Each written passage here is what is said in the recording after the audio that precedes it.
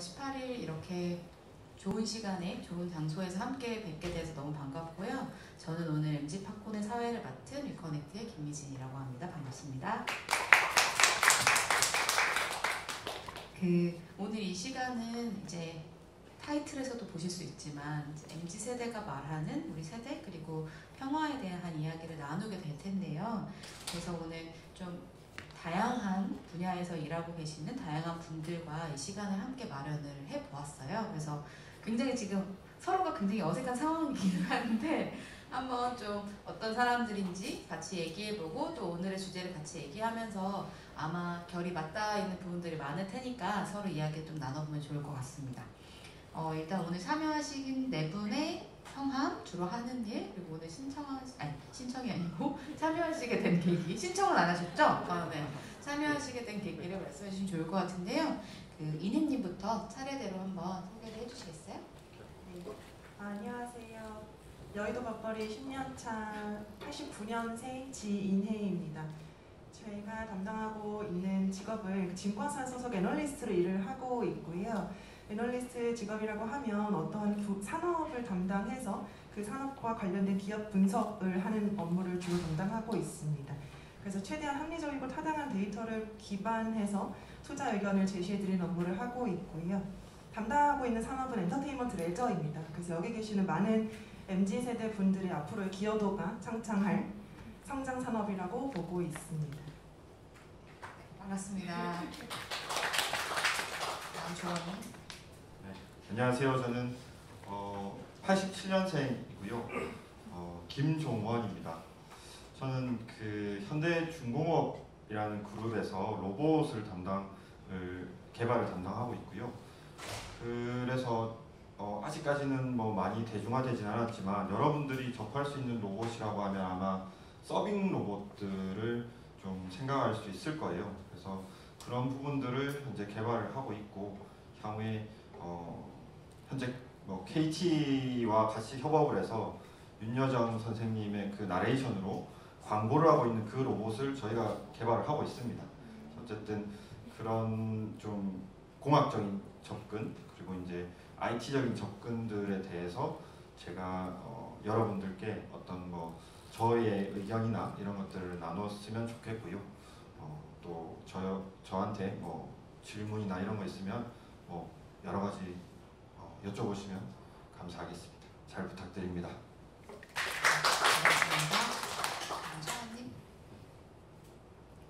안녕하세요. 저는 증권사에서 해외 주식 리테일과 그다음에 해외 주식을 기초 자산으로 해서 장외판 상품을 중개하고 있는 업무를 하고 있는 강청원입니다. 제 나이는 39살이어서 여기 마지막 가장 나이 많은 나이인 것 같은데요. 오늘 이 토론을 통해서 토론자분들과 그다음에 여기 여러분들과 함께 평화를 통해서 미래로 나아가는 방향에 대해서 저도 많이 배우고 싶어서 참여하게 되었습니다. 이상입니다. 반갑습니다. 네, 안녕하세요. 저는 뉴에이즈 대표 박혜민이라고 합니다. 저는 93년생이고요. 이렇게 뭔가 시작을 이렇게 해주셔서 나이를 밝히게 되네요. 저는 이제 만 40세 미만 젊은 정치인이 더 많이 등장하고 실제로 의사결정권자로서 정치를 해야 한다라는 방향을 가지고 올해 2월에 시작한 비영리 단체를 만들고 있습니다. 그래서 내년 지방선거에는 정치인이 더 많이 등장해서 실질적인 의사결정권자가 되도록 하는 일을 열심히 하고 있고요. 그 과정에서 평화라는 것이 어떤 의미일까, MZ세대들께 어떻게 해석될까라는 이야기를 주로 나누게 될 것 같습니다. 만나서 반갑습니다. 네, 네 분의 소개를 들어봤는데 다 나이를 밝히셔가지고 저도 해야 될 것 같은 느낌이 들어가지고 저는 86년생이고요. 빠른이고요. 저는 위커넥트라는 채용 플랫폼을 운영하고 있는데 저희는 여러 가지 이유로 인해서 경력 공백이 생긴 여성들과 초기 스타트업이나 소셜벤처를 연결하고 있어요. 그래서 아무래도 MZ세대들이 관심을 많이 가지고 있는 키워드 중에 하나가 이따도 얘기하겠지만 젠더도 있을 텐데 저 역시도 그러한 일환에서 창업을 하게 되었고 현재 만 3년을 채우고 4년째 지금 회사를 운영을 하고 있습니다. 언제 그만둘 수 있을지는 잘 모르겠어요. 오늘 말씀 들으셨지만 저희가 몇 년생 이런 이야기를 했던 이유가 오늘 타이틀에도 있는 이제 MZ 세대, 밀레니얼 세대와 Z 세대를 합쳐서 부르는 말인데요. 다 아시고 계시겠지만 보통 밀레니얼 세대라고 하면 1980년부터 90년대 중반생, 그래서 79년생들 굉장히 아쉬워하더라고요. 그래가지고 계속 나이를 줄여서 얘기하던데 그렇게 밀레니얼 세대라고 부르고 Z 세대는 96년생 이후에 출생한 분들을 얘기를 하는데 사실 연도가 그렇게 중요하겠나라고 생각하지만 동세대에 있는 사람들이 같이 경험한 공통 부모들이 있고 또 거기에서 이루어지는 여러 가지 여론들이 있기 때문에 아마 이렇게 세대를 나눠서 얘기하고 있는 것 같은데요. 오늘 이제 저희가 토론의 형식으로 진행이 될 텐데 각 부회 처음에는 이제 오늘 참여해주신 분들 중 두 분께서 발표를 간단하게 해주실 거예요. 그래서 처음에는 박혜민 대표님께서 특히 MZ세대들이 어떻게 사회를 바라보고 있는지, MZ세대를 구성하고 있는 여러 키워드나 공통분모는 무엇인지에 대해서 말씀을 해주실 거라서 여러분께서 큰 박수를 쳐주시면 혜민님께서 발표를 먼저 해주시도록 하겠습니다.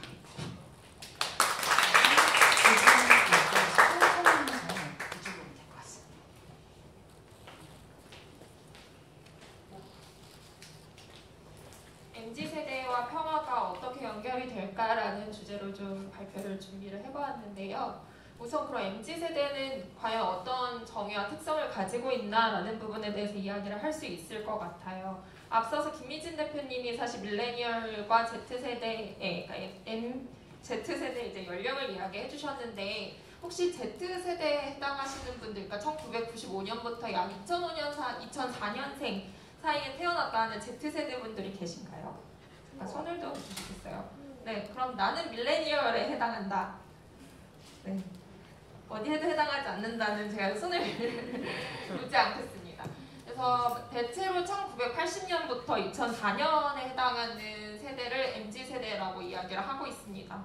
그러면 MZ세대는 주로 어떤 특성을 가지고 있을까라고 했을 때는 저는 크게 4개를 보고 있어요.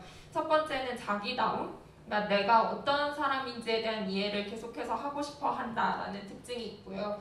다른 하나는 다양성을 추구합니다. 이건 사실 자기다움과 연결되어 있다고 생각하는데 내가 나다움을 추구하는 것만큼 타인이 자기다움을 추구하는 것에 대해서 리스펙할 수 있어 라는 부분일 것 같고요.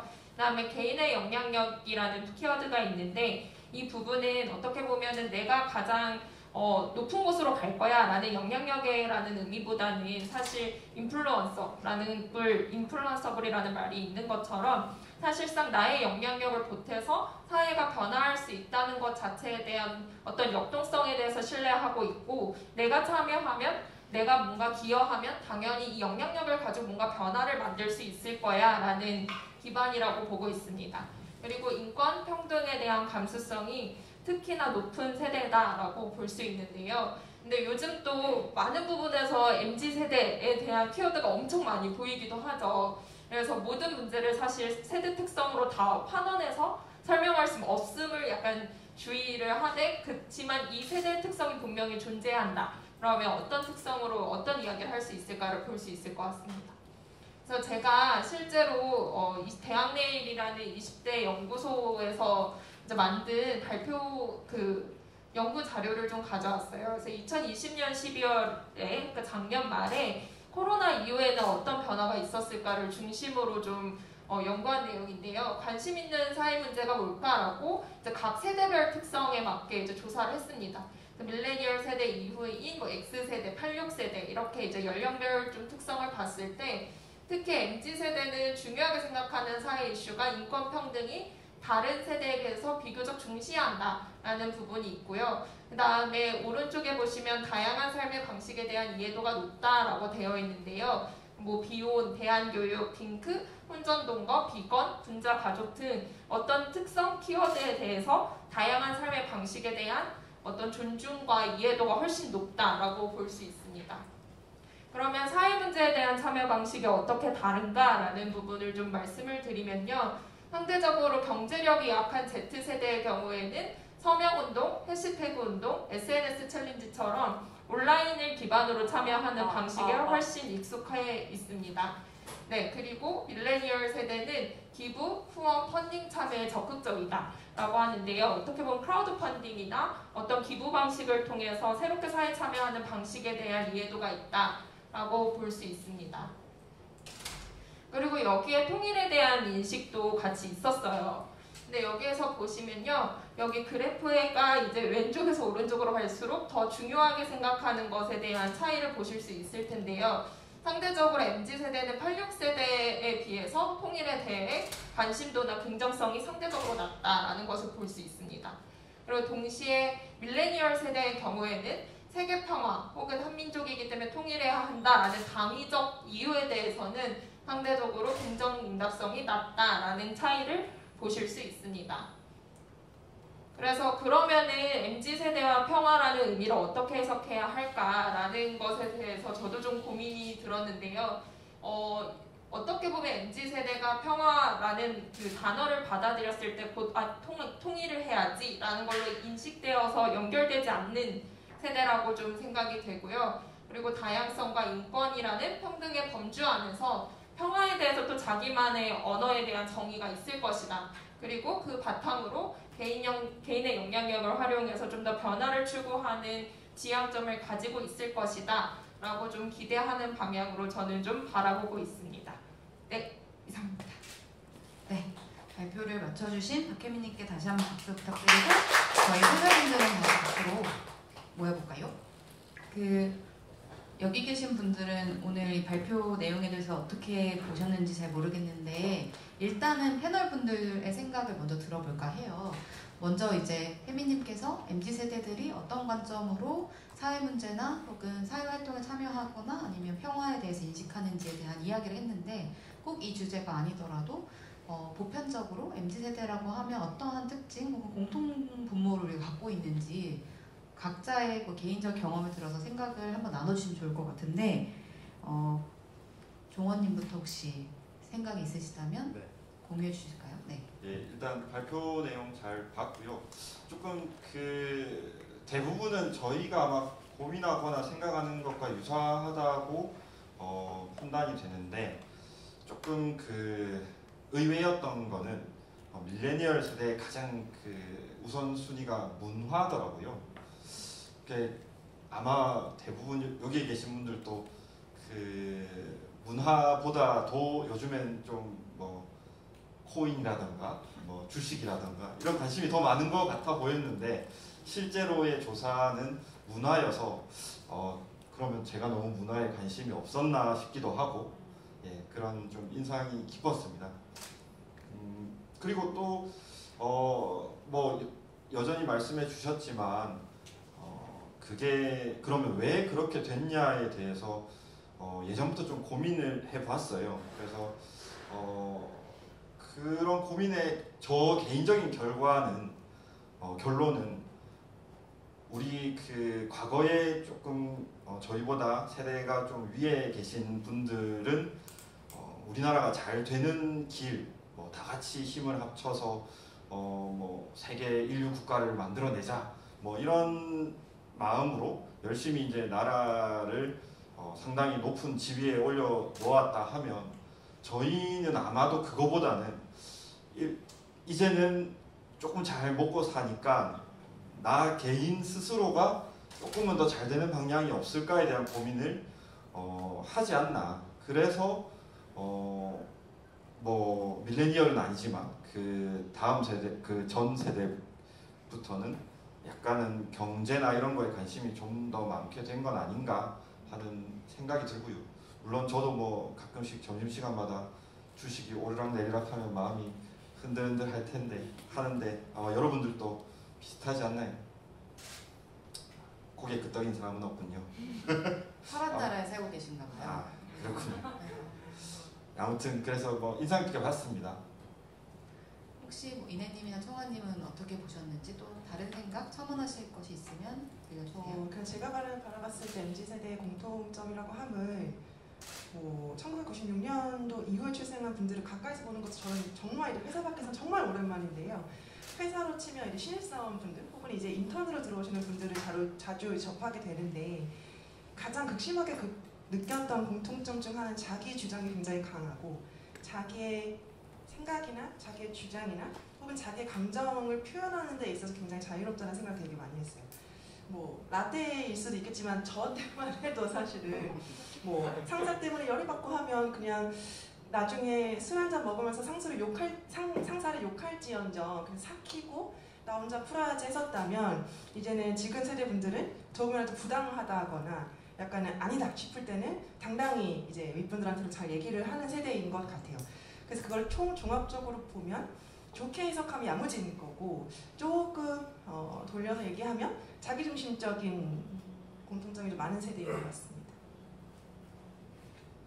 혹시 청아님은 또 다른 의견이나 비슷한 저도 생각 있으세요? 지금 발표 내용과 지금 토론자분들께서 말씀하신 내용에 굉장히 공감하고 있고요.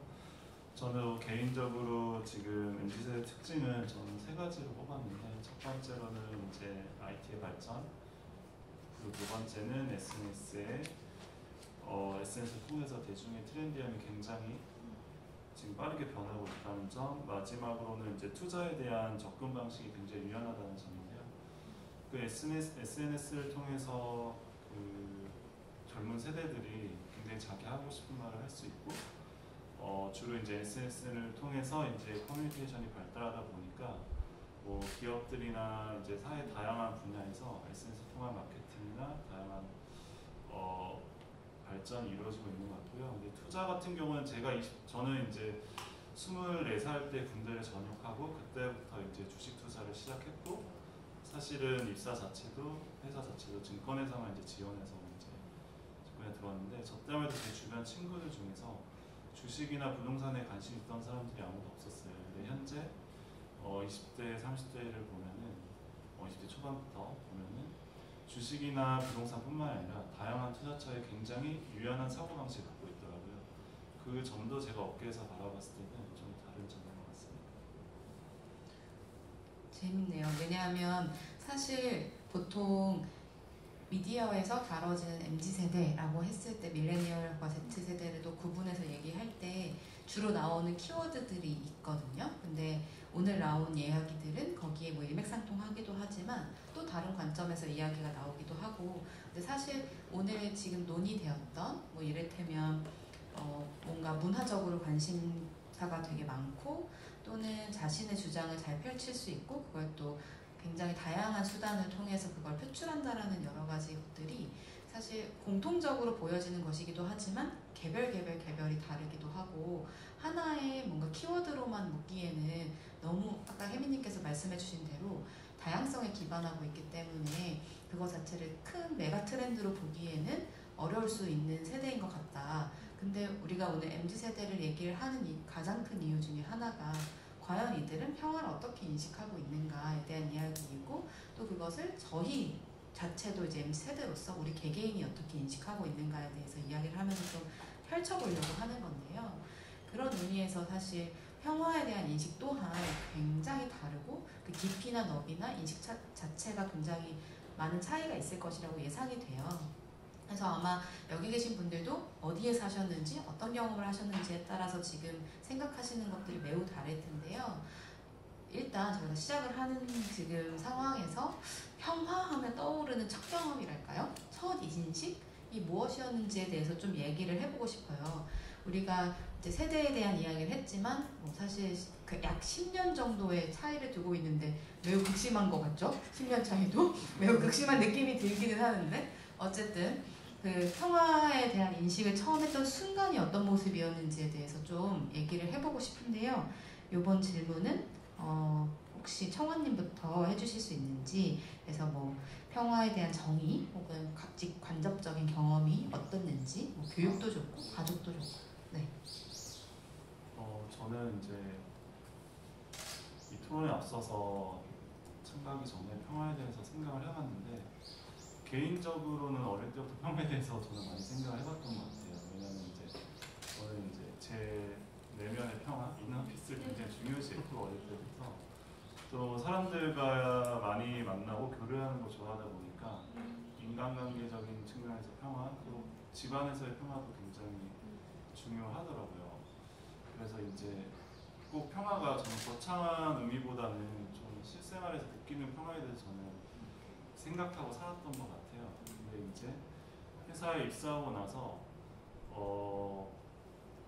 제가 이제 이 주식시장을 보게 되다 보니까 이 평화라는 게 굉장히 중요하더라고요. 이제 그 의미는 제 개인적인 의미보다는 뭐 글로벌이나 아니면 또 한반도의 뭐 지정학적 위치 때문에 평화가 있어야지만 전제가 돼야지만 뭐 투자도 할 수 있는 거고 시장이 돌아간다고 저는 좀 파악했고 이 평화가 없다면 굉장히 리스크한 요인들이 굉장히 많아지더라고요. 그래서 이제 입사하고 나서는 그런 측면에서 평화를 많이 생각했고 아까 질문해 주신 뭐 평화에 대해서 뭐 상징적인 걸 물어보셨는데 저는 개인적으로는 저희 이제 우리나라 자체가 이제 분단 국가다 보니까 6.15 평화가 가장 좀 상징적인 평화의 의미지 않았을까 그렇게 생각하고 있습니다. 재밌네요. 이너피스에서 시작하여 이제 글로벌 투자 시장에서의 평화가 어떤 의미인지에 대해서 조금 이따가 좀 더 여쭤보도록 하고, 종원님은 어떠셨나요? 혹시 기억에 남는 경험 있으세요? 방금 말씀해 주신 내용을 이제 저도 곱씹어 봤는데 저는 어릴 때 가정에서는 평화가 없었던 것 같아요. 부모님이 열심히 공부 안 하면 등짝 스매싱을 때리고, 그래서 저는 열심히 공부를 하긴 했지만 부모님의 성에는 좀 못 찾고 그런 유의 평화는 없었던 것 같아요. 근데 이제 그런 걸 떠나서 좀 제가 처음 평화라는 것을 접했을 때는, 물론 저는 공대생이기 때문에 처음부터 공대생이었기 때문에 사실 그런 사회적 문제에 관심이 별로 없었어요. 근데 이제 뭐 부모님이랑 같이 TV를 보고 있으면 예전 KBS 그 여의도 앞에서 다들 줄을 서서 이산가족 상봉과 관련된 그런 그 누구를 찾았다 하면서 막 서로 울면서 전화하고 이런 것들을 보면서 저게 참 지금은 갈 수 없어서 그들은 너무 슬퍼하면서 가족들의 목소리 한번 듣기 위해서 저렇게 열심히 기다리고 있구나 라고 하는 부분들, 그리고 이제 그 유명하신 정주영 회장님이 소를 엄청나게 끌고 저기 북쪽으로 가셔서 이렇게 했던 것들, 그리고 그런 것들이 계속 그 제 머릿속에 남아 있더라고요. 그래서 그게 과연 평화와 관련되냐 안 되냐는 또 사람마다 해석하기엔 나름이겠지만 아마도 그런 것들을 하고자 하는 그 시도는 대부분 이 한반도의 평화를 위해서 노력한 결과물을 저희가 본 건 아닐까라는 면에서 제가 처음에 접했던 내용들은 그런 것이라고 말씀드릴 수 있을 것 같습니다. 네. 가정의 평화로 시작하여 방북과 소떼들의 방북까지 이제 크게 넓어지는 평화라는 세계 잘 들었고, 이nem님 혹시 어떠셨나요? 평화라는 거창한 의미, 정의라기보다는 평화가 없으면 얼마나 슬플까를 역으로 생각을 해봤는데요. 일단 뭐 파지라님도 공감해 주시겠지만 글로벌로 봤을 때 저희 나라가 가장 싸요. 밸류에이션 측면에서 주식시장이 가장 싸다라고 표현을 합니다. 그게 그냥 직설적으로 얘기하면 저 나라는 전쟁 치르는 나라고 뭐 남북한이 쪼개져 있고 그런 거를 디스카운트로 많이 삼는 부분입니다. 그래서 산업도 좋고 거의 일본도 이제 일본만큼 앞서가고 있고 하는데 사실 그 이유 하나만으로 싸게 우리나라 전체 시장이 거래되고 있다는 거는 조금 그만큼 평화가 없었을 때 느끼는 위기감이구나라는 생각을 하고요. 그리고 개인적인 라이프에 좀 대입을 해서 생각을 해보면 제가 고등학교, 대학교를 미국에서 나왔어요. 그래서 고등학교 처음 영어 한마디도 못했을 때 갔을 때 그냥 정말 이제 백인, 눈도 하얀 친구들 와서 항상 물어보는 첫 마디는 곤니찌와였어요. 그래서 한국인이라는 걸 전혀 인식하지 못했었죠. 혹은 정말 한두 명씩 이제 중국어로 물어보는 사람들이 있었어요. 그래서 그때마다 코리안이에요라고 얘기를 하면 북한에서 왔어, 남한에서 왔어 라는 질문을 가장 많이 해서 조금 한국 안다, 조금 내가 좀 공부 좀 했어 라는 걸 좀 피력하고 싶은 친구들은 저 남북한이 저 아이가 사는 나라는 쪼개져 있어 라는 얘기를 막 얘기할 정도로 뭐 그랬었는데, 그럴 때마다 조금 좀 안타깝다는 생각을 되게 많이 했었고, 지금은 BTS도 그렇지만 제가 엔터테인먼트 레저를 담당하는 입장에서 엔터 문화 콘텐츠가 굉장히 글로벌리 화랑이고 좋게 평가를 받고 있는데, 우리나라가 문화를 타고 미디어를 타면 탈수록 더 유명해지고 더 위치가 높아질 텐데, 그때마다 조금 계속 이런 이슈, 남북한이 쪼개져 있고 전쟁을 치르는 나라라는 인식으로 조금 많이 디스카운트를 받고 있는 거는 좀 굉장히 안타까운 현실이라고 생각합니다. 흥미롭네요. BTS 받고 혜미님은 어떻게? 네. 제가 사실 평화를 처음 인식한 계기와 지금 생각하고 있는 걸 좀 나눠서 말씀을 드리면, 가장 좀 그 강력한 기억은 이산 가족이 상봉했을 때 당시 집안 분위기였던 것 같아요. 그래서 저는 할머니 할아버지랑 같이 자랐는데, 할머니 할아버지가 그 전쟁 당시에 북에서 내려오셨고, TV를 보면서 혹시 우리도 가족을 찾을 수 있을까라는 대화를 나누는 것이 되게 강력했고, 그 당시에 이제 그냥 막연하게 평화 통일이 되어야 할머니 할아버지가 가족을 만날 수 있구나, 약간 이런 맥락으로 좀 평화를 이해했던 것 같아요. 근데 사실 평화라는 게 결국에 관계성과 기반이 되는 거잖아요. 그러니까 누군가 갈등 관계인지 아닌지, 그리고 그 상태가 뭔가 안정적인지라는 것으로 약간 평화를 이해하게 되는데, 사실 MZ세대로서의 저는 굉장히 불확실하고 불안정하다는 감정과 감각을 굉장히 익숙하게 느끼고 있거든요.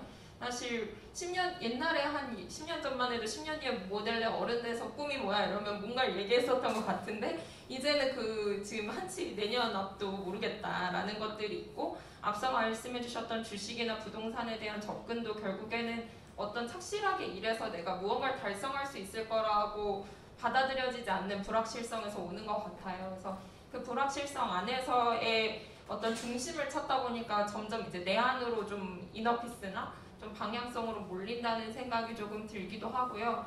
동시에 이제 단순히 이제 나와 어떤 타인과의 관계가 아니라 이제 비인간 존재라고 하는 동물뿐만 아니라 전 지구적으로 기후위기가 심각해지고 있는 상황에서 지구와 나의 관계를 어떻게 설정해야만 좀 더 평화로운 상태로 지속할 수 있을까? 그럼 앞으로의 갈등은 단순히 진짜 힘의 권력 다툼이 아니라 뭐 식량이나 아니면 기후라는 문제들과 연결되어 있을 때 지금 내가 시작할 수 있는 건 무엇일까? 라는 지점에서 이제 주변 친구들이 되게 고민을 많이 하고 관계성을 확장해서 생각하면서 좀 평화를 받아들이고 있다라는 것으로 좀 체감하고 있습니다. 아까 세대에 대한 이야기를 할 때 우리가 바로 앞 세대인 X세대나 아니면 86세대와 다르다라는 것 중에 하나가 하나의 정답이 있는 것이 아니라 자신이 세운 그 답을 하나의 해답으로 세워서 밀고 나아간다라는 어떤 삶의 방식이 좀 달랐던 것 같은데, 오늘 이야기하면서 제가 느꼈던 부분 중에 하나는 평화에 대한 인식이랄까요? 혹은 정의라는 것이 어쩌면 저희가 한참 어렸을 때 80년대나 90년대에는 어떠한 하나의 상으로 자리했던 것 같아요. 하지만 지금에 와서 봤을 때는 이야기하는 그 정의나 경험이나 인식이 다 다른 것처럼 그 평화를 인식하고 있는 것이 좀 다른 것 같거든요.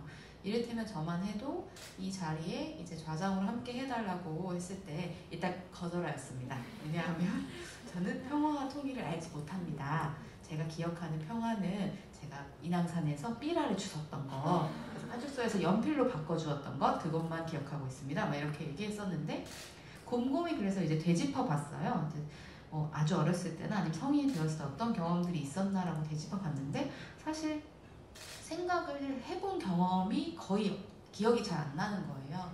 그 이유는 뭐 당장 먹고 사는 것이 더 급해서이기도 하지만, 어떻게 보면 어떻게 인식해야 되는지 혹은 어떻게 또 상상을 넓혀가야 되는지에 대한 그 방법을 잘 몰랐던 것 같고, 지금 역시도 마찬가지인 것 같아요. 그래서 사실 평화라는 주제가 아까 얘기하신 것처럼 개인에게 혹은 우리가 가족이나 어떤 특정한 공동체 안에서 혹은 어떤 관계를 지향하는 관점에서 우리 사회 또 더 나아가 글로벌 혹은 또 정말 기후위기가 굉장히 심각해지고 있는 가운데서 아주 다양한 관점으로 인식될 수 있는데 뭔가 좀 멀어진 것 같은 기분이 드는 거예요. 그래서 혹시 좀 이런 뭔가 평화라는 것을 우리가 좀 인식을 많이 못하고 생각을 안 했었던 이유 뭐 우리가 찾아가지고 뭐 그걸 해결하자 이건 아니지만 좀 왜 그랬을까? 혹은 이걸 좀 제한되었었던 특별한 이유가 있었을까? 아니면 좀 이게 어떻게 나아가려면 어떤 방식으로 인식이 되었어야 되는데 어떤 부분이 아쉬웠나? 라는 좀 개인적인 경험들이 있으시다면 얘기해 주시면 좋을 것 같아요. 우리가 좀 창의적으로 평화에 대해서 접근하지 못했었던 이유가 있다고 생각하세요? 질문이 매우 어려워서 지금 다들 저를 피하고 계시죠? 혜민님 도와주세요. 네. 도와드리는 마음으로. 근데 되게 어려운 것 같아요. 근데 사실 어떤 면에서 그런 생각도 들어요. 그러니까 평화라는 상태가 저한테는 약간 뭔가 벌어지지 않고 있는 상태처럼 느껴지는 것 같거든요. 어떻게 보면 저희가 분단국가이기 때문에 그런 것 같은데 싸우지 않는 상태라고 인식이 되기 때문에 평화에 대한 어떤 무색 같은 캐릭터가 특성이 좀 반영되지 않나라고 생각이 드는데, 근데 오히려 보면 갈등을 좀 정확하고 제대로 잘하고 있는 상태도 어떻게 보면 평화의 한 모습이라고도 생각이 들거든요. 갈등이 없는 상태가 평화가 아니라 갈등을 어떤 방식으로 하고 있느냐가 평화를 좀 바라볼 수 있는 접근이라고 생각이 드는데, 분단국가라는 전제도 그렇고 어떻게 보면 갈등 자체에 대해서 벌어지면 안 좋은 것이라는 어떤 불편함으로 사실 토론이나 대화를 시작하기 어려웠던 지점들이 평화에 대해서 좀 더 넓고 좀 다양하게 상상하는 데 있어 좀 어려움을 주지 않았나라는 한번 생각을 지금 해보게 됐습니다. 네. 저희가 또 사전에 이야기하면서 이런 얘기도 했었거든요. 분명 우리는 전쟁 중이라고 하는데 전쟁을 경험해보지 않은 세대이기 때문에 그거 자체가 굉장히 어떻게 보면 더 추상적으로 느껴진달까요? 라는 이야기를 했었는데 혹은 이 이야기를 좀 하면서 평화에 대해서 좀 생각해 보신 의견이 있으시다면 편하게 좀 얘기를 해보면 좋을 것 같아요. 네, 방금 말씀해 주셨다시피 저희는 전쟁을 겪어보지 못했잖아요. 근데 저희 부모님 중에서도 전쟁을 거의 겪어보지 못한 분들이 이제는 많이 있는 것 같아요. 그러다 보니까 저희 부모님도 대부분 전쟁통에 나왔다, 아니면 전쟁통에 조금 바로 전에 태어나셨다 이러면 사실 그분들 1살, 2살 때 무슨 전쟁이 경험했겠어요. 저도 이제 88 올림픽 바로 전에 태어났지만 88 올림픽은 그냥 TV로만 느꼈으니까, 그러다 보니까 그런 내용들이 부모님이 그냥 같이 식사라도 하면서 옛날에 전쟁통에 이런 이야기조차도 들어보지 못한 거예요. 저희는 그런 부분 측면에서 좀 더 관심이 없게 된 거라고도 좀 생각할 수 있을 것 같고요. 그 다음에 또 하나는 이거가 조금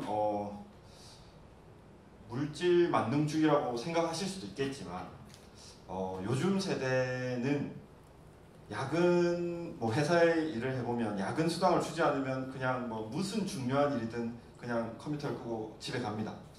그렇듯이 자기들한테 즉각적인 어떤 보상, 물론 제가 지금 이런 이야기를 어떤 하나의 세대를 좀 이렇게 폄하하려고 하는 건 아니고요.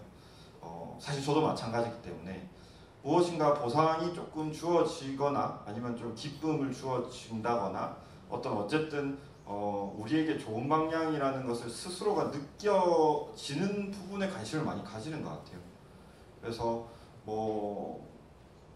예를 들어 아까 말했다시피 BTS가 같이 이제 콘서트에 참석을 하게 되면 그러면 다들 이제 재밌고 엔돌핀이 나오고 이렇게 되는 어떤 보상들이 있는데 저희가 평화에 관심을 갖고 통일에 관심을 가져서 물론 언젠가 평화와 통일이 이루어지면 굉장히 행복할 수 있겠지만 그게 가시적으로 쉽게 보이는 보상이 아니기 때문에 더더욱 관심이 좀 많이 멀어지는 거 아닌가라는 좀 생각이 듭니다. 사실 이 질문이 되게 어려워요. 왜냐하면 저희는 사실 오늘 이 자리에서 여러분들 앞에서 여러 이야기를 하고 있지만 어떤 이 주제에 대한 전문가라기보다는 각자의 분야에서 전문성을 가지고 열심히 일하고 있는 개인으로서 그냥 저희가 평균 수준을 보여드리는 어떤 하나의 자리가 될 수도 있는데, 그렇다 보니까 여러분들께 어떤 답을 드리기보다는 답변 저희가 하는 이야기를 통해서 어쩌면 질문을 드리는 걸 수 있는데요. 저희가 이제 사전 모임을 이제 2번에 걸쳐 나눠가지고 진행을 하면서 참 평화란 주제를 우리 삶이나 일상이랑 연결하기에는 너무 어려운 것 같다. 그 어려움이라는 것이 어떻게 보면 되게 difficult라는 그 어려움보다는 익숙하지 않은 데서 오는 어색함, 낯섦이 있는 것 같아요. 그 이유를 곰곰이 생각해 보자고 하긴 했지만 사실 저희가 그걸 답을 찾기는 어렵고, 하지만 얘기를 하면서 조금 가까웠었던 것 같은 느낌적 느낌을 가졌던 때가 한 번 있었는데 라는 공통분모를 찾게 된 게 바로 2018년에 이제 판문점에서 문재인 대통령이랑 김정은 위원장이 회담을 했을 때, 그때 아마 여기 계신 분들도 기억을 하실 거예요. 그때 뭔가 한반도 전체에 뭐 희망적인 무드, 평화 같은 무드가 막 흐르면서 뭔가 될 것 같은데, 뭐 바로 저희가 아주 어렸을 때 생각했었던 그 통일의 시작은 아니더라도 뭔가 교류가 될 것 같아, 관계가 좀 개선될 것 같아 라는 생각들을 좀 하면서 약간 평화적인 분위기가 만들어졌었는데요. 혹시 그때 이제 여러분들은 어떠한 관점을 보셨는지, 그리고 제가 듣기로는 그때 아마 뭔가 새로운 기회와 가능성을 찾아가지고 막 빠르게 뭔가 실행했던 분들에 대한 이야기들도 저희가 좀 나눴었거든요. 그래서 그 얘기를 좀 이내님부터 한번 2018년 당시의 경험을 나눠주시면 좋을 것 같아요. 2018년도에 많은 여의도 애널리스트 분들이 북한학과가 있는 대학원을 준비를 하시더라고요. 예를 들어서 뭐 정유화학 담당 애널리스트면 정말 이제 북한의 어떤 자원이 땅속에 잠들어 있고 이거 어떻게 개발해서 어떻게 산업 발전에 기여를 할 수 있고, 그럼 북한이 어느 정도의 가치를 받을 수 있고, 이런 공부를 이제 정말 북한에서 넘어오신 분들도 있었었고, 북한에 꾸준히 하셨던 교수님들한테 그런 클래스를 많이 들으셨던 것 같아요. 그래서 그렇게 보면 우리나라가 5천만 인구에서 거의 정체 혹은 이제 출산율 저하로 혹은 감소 추세로 갈 건데, 그렇게 되면 내수 시장이 대폭 커진다라는 점에서는 굉장히 기회 시장을 봤었던 것 같고요. 그리고 전반적으로 그 2018년도 그 당시 주식 시장이 정말 난리였어요. 뭐 전체 틀에서는 이제 코리안 디스카운트, 아까 말씀드렸던 코리안 디스카운트 해소 국면이었고, 뭐 건설주들이 제일 좋았죠. 북한이 땅 다 짓고 건물 올려야 되니까.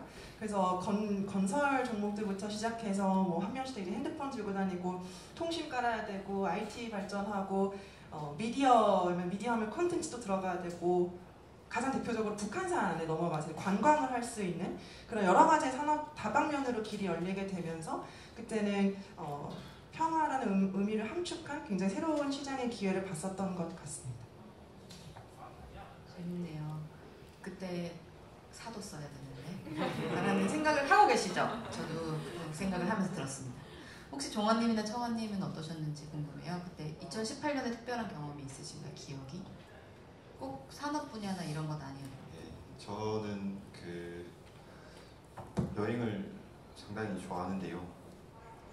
그래서 평화가 이제 될 거다, 통일이 될 거다 이런 것보다는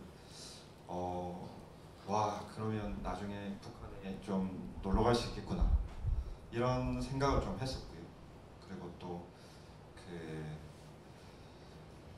사실 뭐 일반 사람들이 다 비슷한 생각을 가졌을 것 같아요. 그냥 뭐 통일이 바로 되겠구나 보다는 와 조금씩은 길이 열리구나 아마 이 정도로 생각했을 것 같은데요.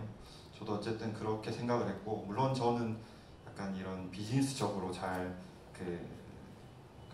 어떤 기회를 잘 포착하지 못해서 주식을 사지 못했습니다. 네. 청환님은 또 어떠셨어요? 그러니까 이제 외국인들 관점에서 보면 국내 시장에 대한 리스크 그때 당시 두 가지로 저는 봤다고 봤거든요. 첫 번째로가 이제 국내 정치적 문제 당시, 두 번째로는 이제 남북 관계에 대한 리스크를 보고 외국인 수급이 그렇게 좋지는 않았었어요. 근데 그 남북 회담 전부터 해서 정치가 그때 당시에는 좀 이제 안정화된다고 보고, 두 번째로는 이제 남북 관계가 좀 화해 무드에 대한 예상이 있었기 때문에 그때 당시에 아까 말씀해주신 것처럼 시장이 굉장히 이제 좀 긍정적인 뷰가 많아졌었어요. 그때 당시에 그래서 이제 남북 회담이 있고 나서 가장 빠르게 움직인 것처럼 또 아까 말씀해 주신 것처럼 일단은 이제 인프라가 중요하다 보니까 뭐 건설, 뭐 시멘트 등등의 이제 SOC 관련된 거나 인프라 관련주들이 많이 올라왔고요. 근데 그 관련해서는 사실은 여의도 쪽에 있는 투자자들은 이제 주식을 당시 하던 분들 위주로 이제 그런 종목에 대한 수혜를 많이 본 것 같고, 실제로 그때만 해도 제 주변 뭐 친구들이나 뭐 그러니까 증권가 사람들 빼고 제가 이제 아는 지인들하고는 남북 평화에 대한 얘기는 아까 질문 연장선상을 해본 적이 없고, 주로 이제 같이 뭐 노는 취미나 아니면은 뭐 대중문화나 아니면 뭐 최근에 뭐 트렌드나 이런 거에 대해서는 얘기를 했지, 그렇다 더불어서 그때 당시에만 20, 30대 그렇게 투자를 관심 있던 때는 아니었어요. 사실은 지금 코로나 이후에 이제 어떻게 보면 MZ세대들이 특히 이제 투자가 많이 늘어난 거거든요. 그래서 제가 그때 상황에서는 시장은 굉장히 좋았고, 특히 북한 관련주들이 많이 수혜를 봤는데, 또 지금 보면 그때 이후로는 뭐 남북 관계가 진전되지 않아서 많이 좀 흐름이 약해진 상황입니다. 혜민님 혹시 기억에 남는 경험 있으세요? 당시에? 저는 그때 회사를 대표가 아니라 회사를 다니던 시절이었는데요. 그때 제가 다니던 회사에 제가 막내였고, 사실 70대까지 연령대가 되게 다양했어요. 근데 그때가 처음 만나는 시간이 오후 4시에서 6시 사이였던 것 같은데, 갑자기 이제 40대, 50대의 이제 회사의 상사분들이 흥분하시면서 TV를 켜야 된다, 이거를 실제로 봐야 된다, 이걸 그냥 뉴스로 볼 순 없다 하시면서 막 급하게 TV를 트시고, 이제 20대, 30대 멤버들은 그렇구나, 지코랑 레드벨벳이 가서 옥류관 냉면이 맛있다던데, 약간 요 정도의 대화만 나눴었던 것 같고, 그러면서 그때 당시에 그렇게 이제 막 봐야 되는데 막 이렇게 하셔서 이제 그 멤버분이랑 저 말고 제 또래 분이랑 30대인 분이랑 통일이 될까요? 라고 이렇게 얘기를 잠깐 나눴을 때, 글쎄요, 약간 이러고 말았던 기억이 있어요. 그래서 지금 말씀을 들으면서 여의도에서 이렇게 크게 멀리 볼 때 너무 당시에 냉면에만 관심이 있지 않았나? 약간 이런 생각이 잠깐 들고, 되게 신기한 경험이긴 했지만 이것이 이후에 어떻게 될 것이라는 사건적인 되게 임팩트가 강하지는 않았었던 것 같다는 생각이 드는데, 그건 제가 관심이 없었었던 것인지 뭐 그런 생각이 드네요. 네, 그렇습니다. 방금 혜미님께서는 이제 개인적 경험을 말씀해 주셨는데, 저는 2018년 6월 그때면 아마 저도 성수동 다른 건물에서 일하고 있었을 때였거든요. 그때 저는 라이브를 못 봤고, 아마 끝나고 이제 스브스 뉴스 그런 거 있잖아요. 이런 거 얘기해도 되나? 다른 언론사인데? 아무튼 그런 영상 컨텐츠를 만드는 데서 하이라이트를 엄청 많이 봤던 것 같아요. 그래서 가장 인상적인 장면은 이제 김정은 위원장이 한번 넘어오라고 해서 그 판문점을 거기 사이에도 왜 JSA에 거기 나오잖아요. 그곳이 맞죠? 그래서 서로 이제 이병헌과 신하균이 이제 대치하고 있는 그곳에서 넘어갔다 넘어오고, 사실 저는 보도교보다는 그 장면이 굉장히 인상이 깊었거든요. 그랬고, 또 재밌는 얘기 들었던 게, 김대중 대통령이 처음 북에 갈 때 그때 기자회견을 하면서 이런 얘기를 했대요. 문 열고 제가 다녀오겠다라고 하면서, 다녀오겠습니다가 아니라 안녕히 계세요라고 뭔가 아무튼 안녕 이건 아닌데 굉장히 의미심장한 말을 하고 갔다고 했는데, 노무현 대통령 때부터는 그런 이야기를 할 때 조금 더 뭔가 약간 톤앤 매너가 달라졌다고 들었었거든요. 근데 아닐 수도 있지만 문재인 대통령이 했을 때는 너무 이게 분위기가 좋아가지고 저는 약간 혼자 고양됐었어요. 되게 이것이 말로 뭔가 민족의 기운이구나 막 이러면서 막 그랬던. 그래서 혹시 개인적으로는 조금 뭐 일하고 계시는 분야도 있지만 좀 개인적인 경험에서 그때의 감정이나 혹은 생각이 어떠셨는지 혹시 첨언하실 부분이 있으실까요? 너무 일만 생각했나요? 다들 먹고 사는 게 너무 바빠가지고 일만 생각하셨구나. 간단히. 네. 저는 이제 개인적으로 제 주관적인 생각인데, 그때 당시에 남북 화해 무도가 이제 진전이 되면서 사실은 제 생각에는 아무도 당장 통일이 된다고 생각하진 않았을 거예요. 하지만 이제 어떻게 보면은 북한과 남한과의 사이가 좋아진다면 북한에서 자본주의라는 좀 그 맛을 좀 알면 어땠을까? 좀 그거를 좀 조금이라도 좀 유연하게 오픈이 되었으면 좋았을 거라는 생각을 되게 많이 했었고, 아마 제 생각에는 뭐 통일에 대한 생각을 바로 그때 그 회담 때문에 한다고는 저는 아무도 생각하지는 않았을 것 같습니다. 제 개인적인 생각입니다. 뭐 여기 계신 분들은 혹시 2018년에 뭐 조금 내가 느꼈던 바가 있었다라고 말씀해 주실 분, 공유해 주실 분 계세요? 이것도 선물을 걸어야 되는데 우리가 초등학생 아이도 또 선물을 걸어야지 얘기를 잘 하시잖아요. 선물은 바로 뒤에 디저트가 준비되어 있습니다. 모두가 먹을 수 있는. 그렇지만 특별히 2개 드실 수 있어요. 혹시 뭐 좀 공유를 해주실 분이 계신가요?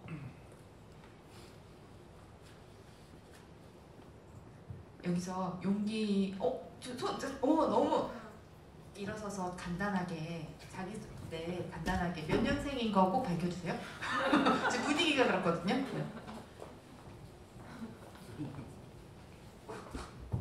네, 저는 1996년생 김동이라고 하고요. 제가 어리죠. 네. 근데 제가 제가 생각하는 평화는 저는 부사관으로 군복무를 했고요. 18년도에 이제 다 보셨을 거예요. 철원에서 남북한 군인들이 군사분계선 앞에서 도로 깔아야 되는데 만나가지고 서로 GP 확인하고, 전 강원도 고성의 전방에서 근무했거든요. 수색대도였고 제가 그걸 했어요. 고성에서도 그걸 했어요. 북한 GP 넘어가서 걔네가 올 때 서로 확인하고. 저한테 평화는요, 다른 거창한 게 아니라 딱 그렇게 DMZ에서 전 수색대대니까 3일에 한 번씩 들어가는데 군사분계선까지는 처음 가봤어요. 그때 서로 대치하다가 확인하러 와요. 오는데 북한 병사가 저한테 와서 담배 피십니까? 저한테 첫 마디가 JSA. 담배 피십니까? 뭐예요? 전 말도 안 했어요. 다 하니까 권하는 거예요. 펴보십니까? 펴보니까 권하는데 그게 기억에 나요. 그래서 서로 담배를 바꿔서 나눠 폈었죠. 그게 기억이 저한테는 평화라는 그런 기억이에요. 그 병사가, 북한은 남자가 군복무를 10에서 13년을 하잖아요. 제가 그때 23살이었고 그 형은 28살이었어요. 저보다 5살 많은 형이었는데 제가 간부인 걸 알아보고 북한에서는 병사를 하전사라고 그러거든요. 본인이 하전사니까 저한테 말을 높여서 하는 거예요. 그냥 말 편하게 해도 된다 얘기했는데, 이게 내가 존중해야 된다. 그래도 간부니까. 그래서 고맙다. 내가 다음에 만나면은 내가 형이라고 꼭 할게 했는데 꼭 그러셔야 됩니다. 이러는 겁니다. 헤어질 때 참 이게 그 쪽지에다가 뭐 해가지고 줘요. 근데 정에서 가져가라고 보니까 자기 주소를 써주세요. 황해남도 해주시고 해가지고, 그러면서 통일되면 다시 만납시다 해가지고 했는데 제가 그거를 코팅해서 갖고 있어요. 저한테 평화는 그런 기억이고, 잠시 제가 마이크를 잡아서 궁금한 거를 더 여쭤보고 싶은데, 저는 사실 여기 박혜민 대표님 너무 반가운 게 한겨레 20일에서 인터뷰할 때 재보궐선거 이후에 봤었어요. 기억에 남는 게 여기 접치인이 캐스팅 매니저가 10만 명은 돼야 된다. 제가 그걸 되게 인상 깊게 봤거든요. 그래가지고 만나뵙고 싶었는데 사실 여기서 만나뵈가지고 제가 좀 적었는데요. 다들 얘기하시는 거 들으면서 제가 생각한 거는, 당위라는 거는 시대의 반영일 뿐이지 어떤 개인의 행복을 옥죄는 끈이 되면 안 된다고 생각하거든요. 그래서 통일해야 되는 당위적인 이유를 어떤 우리 세대한테 따로 제시해 준다고 하는 건 사실 미련한 생각이라고 얘기를 하고요. 예전에 여기 간사님하고도 얘기를 나눴을 때 제가 그런 말을 했어요. 저희 세대가 통일이나 북한에 관심이 없는 게 아니라 통일도 관심이 없는 거라고. 내가 지금 살고 있는 삶이 너무나 전쟁 같은데 그런 거에 관심을 가질 수 있겠냐라는 거고요. 다만 저는 그런 얘기를 하고 싶습니다. MZ세대가 주목하는 평화는, 통일은 그거예요. 저희가 어렸을 때부터 과열 경쟁, 대학 나오고 사회 나와 보니까 고용 불안정, 비정규직, 갑질, 부동산. 거기서 다들 제 또래 세대나 공감하실 거예요. 저희한테 제일 중요한 가치는 공정이잖아요. 똑같은 출발선에서 결과는 다를지라도. 근데 저희가 얘기하는 거 평화는 그거예요, 대표님. 공정하냐는 거예요. 통일된 미래가 우리한테도 공정한 기회를 담보해 주냐는 거예요. 그거를 생각해 보신다면 좀 비판적인 말이지만 아까 얘기하신 것처럼 북한에 뭐 투자를 해야 되는데 뭐 해야 되는데 그런 얘기 못 하실 거예요. 왜냐면은 그거는 북한 주민들 입장에서 봤을 때 그들의 불공정이거든요. 저도 똑같은 얘기를 했어요. 저는 북한하고 전공하고 있는데 북한 이탈 주민분을 한번 만나본 적이 있어요. 하나원에 갔을 때. 왜 통일이 돼야 되는지 저한테 물어봐요. 저도 똑같은 얘기 했어요. 저 우리가 자본이 가고 기술력이 있으니까 뭐가 노동력이 뭐가 하는데 그분이 딱 잘라서 얘기를 해요. 외람된 말씀이 불광스럽지만 인용을 하면요. 정확히 한 세기 전에 외놈들이 우리나라에 와가지고 그렇게 수탈하고 착취해서 똑같은 얘기를 했는데 그렇게 하면 북한에 있는 주민들이 지금 말씀하신 투자, 자본주의 맛을 봐야 어쩌고 그런 거 이해하겠냐? 너 그거 나쁘다고 생각 안 하냐? 부당하지 않냐? 말이 된다고 생각하냐? 북한 사람들이 그거 이해할 것 같냐? 경계한다. 안 된다. 북한 사람들한테 불공정이잖아요. 근데 저희 MZ세대도 그렇잖아요. 그들의 불공정을 생각하면 저희도 거기에 대해서 화가 나잖아요. 왜 그런 이유로 저들이 저 불공정을 겪어야 되지? 통일이나 평화가 나한테 공정하다면 좋겠지만 저들의 불공정을 담보로 한 나의 공정이 과연 정의로운 것인가? 그걸 한 번만 더 생각해 주셨으면 좋겠어요. 아마 그러면은 그런 말씀하시기 앞으로 좀 어려우실 거예요.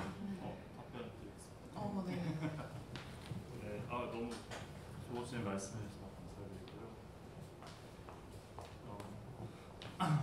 우선 아까 2018년도에 그때 남북 한 문제 정상 간의 회담이 이루어지면서 여기에서 그런 투자들이 있었다는지 저희가 그 투자를 사람들한테 권하거나 아니면 그때 당시에 시장이 어땠었는지 그거에 대한 말씀을 드린 거고 그거에 대해서 제가 투자를 권하거나 아니면 그건 아니고요. 좀 오해하실까봐 말씀드린 거고 두 번째로 이제 아까 제가 자본주의 맛이라는 표현을 했는데 제가 그 표현이 약간 고민하긴 했었어요. 이렇게 말해도 되나 생각을 했었는데 제가 말했던 거는 지금 북한 주민들이 공산주의 체제와 또 폐쇄적인 사회 체제 때문에 보통 오히려 더 받는 게 아닐까 그런 생각도 들고요. 아까 그 공정에 대한 말씀을 하셨는데 저도 뭐 취업할 때 한 20군데 넘게 넣었거든요. 근데 보니까 좀 아는 사람들 있으면 좀 쉽게 취업이 되더라고요. 근데 저 역시도 그런 공정에 대한 경험을 해봤어요. 저 같은 경우는 뭐 노동 없이 이제 취업을 하긴 했는데 그거는 이제 사실은 사회에서 해결해줘야 될 문제인 것 같아요. 저희가 사실은 어떻게 보면은 공정하다는 건 저희 힘으로 할 수가 없잖아요. 어떻게 보면 뭐 정치나 아니면 이제 사회 구조가 이제 바뀌어야 되는 건데 지금 아까 말씀드린 거는 북한이 이제 좀 그래도 뭐 민주주의나 자본주의 체제로 바뀌면 조금 더 북한 주민들한테 공정한 기회가 오지 않을까 그렇게 좀 저는 생각하고 있고요.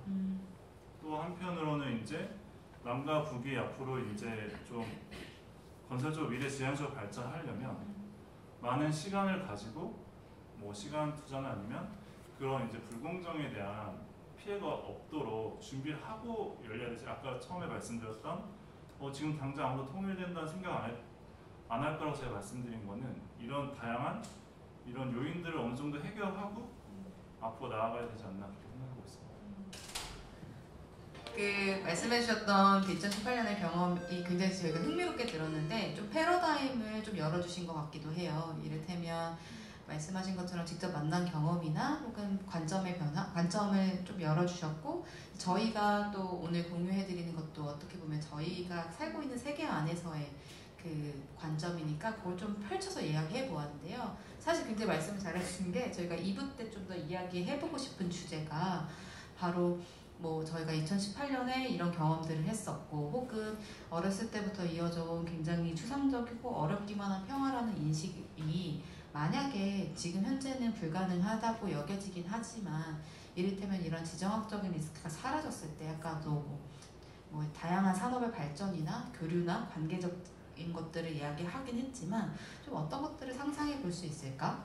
그리고 말씀해 주신 것처럼 그 황해남도에 사시는 분을 우리가 직접 만날 수 있는 그러한 상태에 이르면 우리는 또 뭔가를 같이 시도해 볼 수 있을까? 그게 우리 사회에 물론 어떤 때나 이제 프로스 앤 콘스가 있으니까 좋은 점과 아쉬운 점이 발생하겠지만 어떤 미래를 좀 그려볼 수 있을까에 대한 이야기를 좀 나눠보려고 해요.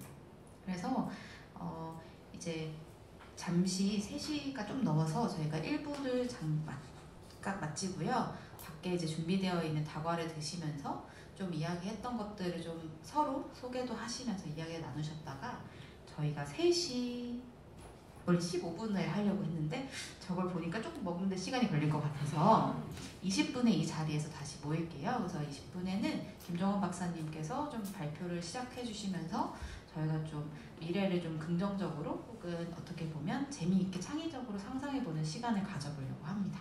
그러면 저희 그러면 2부를 시작해 보려고 하는데요. 저희가 1부 때 이제 방금 전이긴 하지만 잠깐 서머리를 해보자면 이제 오늘의 주제가 MZ세대가 인식하는 평화에 대한 이야기이다 보니까 MZ세대에 대한 이야기 그리고 평화에 대한 개인적 경험이나 특히 2018년 경험을 통해서 생각했던 것들 이런 것들을 위주로 나눴었고요. 아까 이제 1부 말미에 제가 말씀드린 것과 같이 좀 만약에 좀 한반도 전역에 평화 무드가 흐른다면 혹은 한반도가 이제 숙명적으로 지금 갖고 있는 이런 지정학적 리스크가 사라진다면 어떤 것들을 어떤 기회의 가능성을 좀 상상해 볼 수 있을까? 사실 이게 엄청 이 변수를 지우는 것이 엄청 어려운 것이긴 하기 때문에 이제 말도 안 되는 이야기일 수도 있지만 말도 안 되는 이야기에서 가끔 혁신이 나오기도 하니까요. 그래서 좀 이런 이야기를 나눠보려고 합니다. 그래서 일단 아까 이제 플로어에서 말씀 나눠주신 것 중에 우리가 한민족이라서 통일을 해야 된다라는 당위는 우리 세대에서는 더 이상 공유되고 있지는 않고 뭔가 평화라는 것이 인류 전체 유익하다는 건 알고 있지만 그게 일상과 삶에 와닿지는 않는 이러한 세대이지만 좀 이런 상상을 넓히기 위해서 먼저 이런 김정원 박사님께서 좀 발표를 준비해 주셨어요. 그래서 간단하게 한번 같이 발표를 보고 나서 우리가 상상할 수 있는 것에 대해서 넓혀서 생각을 좀 나눠보도록 하겠습니다. 그럼 큰 박수로 발표자를 모셔볼까요?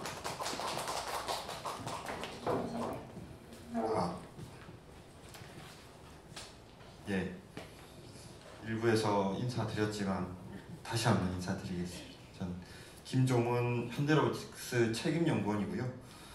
지금 이제 박사라고 해서 북한학 박사라고 생각하시는 분은 없겠죠. 네, 그래서 저는 사실 전문적인 내용보다는 저는 기계공학 박사예요. 그래서 전혀 평화나 그런 쪽과 관련된 내용은 아니지만 그래도 이런 자리에서 과연 우리가 평화가 이루어졌을 때 지정학적 리스크가 사라졌을 때 어떤 부분을 상상할 수 있을까? 그래서 물론 대부분의 분들이 처음 느끼는 건 부정적인 감정이 또 앞서는 분들도 많을 거예요. 저 스스로도 그랬고요. 하지만 부정적인 내용들을 이야기하면 한도 끝도 없기 때문에 이번 시간에는 조금 더 긍정적인 이야기를 해보려고 합니다. 그래서 처음에 이 부분을 제가 맡기로 했을 때 저는 아까 1부에는 잠깐 이야기했지만 저희 지정학적 리스크가 사라졌을 때 나는 제일 처음 무엇을 할까? 이제는 비행기표를 끊을 필요도 없이 기차표나 버스표를 끊고 저는 평양을 갈 것 같아요.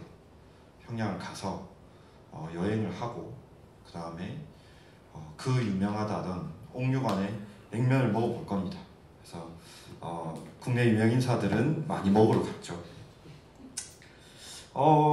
아마 저랑 유사하게 생각하시는 분들이 많을 겁니다. 아까 그런 말씀도 한번 해주셨었고요. 근데 이거를 조금 더 이제 비즈니스적인 측면에서 바라보게 되면 제가 거기를 가야 되죠. 그럼 거기를 가면 숙박을 할 수밖에 없을 것 같아요. 뭐 당일치기도 할 수는 있겠지만 그러다 보면 이런 비즈니스는 결국 이제 여행, 레저 이런 비즈니스들이 조금 더 성장하겠죠. 그래서 그런 쪽의 측면에서 약간은 비즈니스적인 성장이 이루어지지 않을까. 그리고 이제 꼭 북한이라는 곳의 여행도 중요하지만 또 이런 상상도 해보셨을 거예요.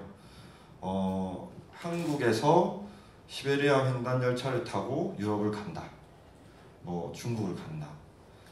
비행기를 무서워하시는 분들도 분명히 있어서 이런 육로를 통해서 해외여행 갈 수 있다는 게 상당히 국내 우리나라 남한의 입장에서는 상당히 또 새로운 경험일 것 같아요. 뭐 저희는 이렇게 약간 고립이 돼 있다 보니까 해외여행이라는 것을 비행기를 타야만 할 수 있었는데 이제는 걸어서도 가고 좀 멀긴 하지만 어쨌든 뭐 버스를 타기도 하고 기차를 타서도 유럽 여행을 갈 수 있다. 이런 것들 때문에 아마도 굉장히 그 여행과 관련된 비즈니스가 굉장히 호황을 누릴 거다라고 저는 약간 생각을 해봤어요.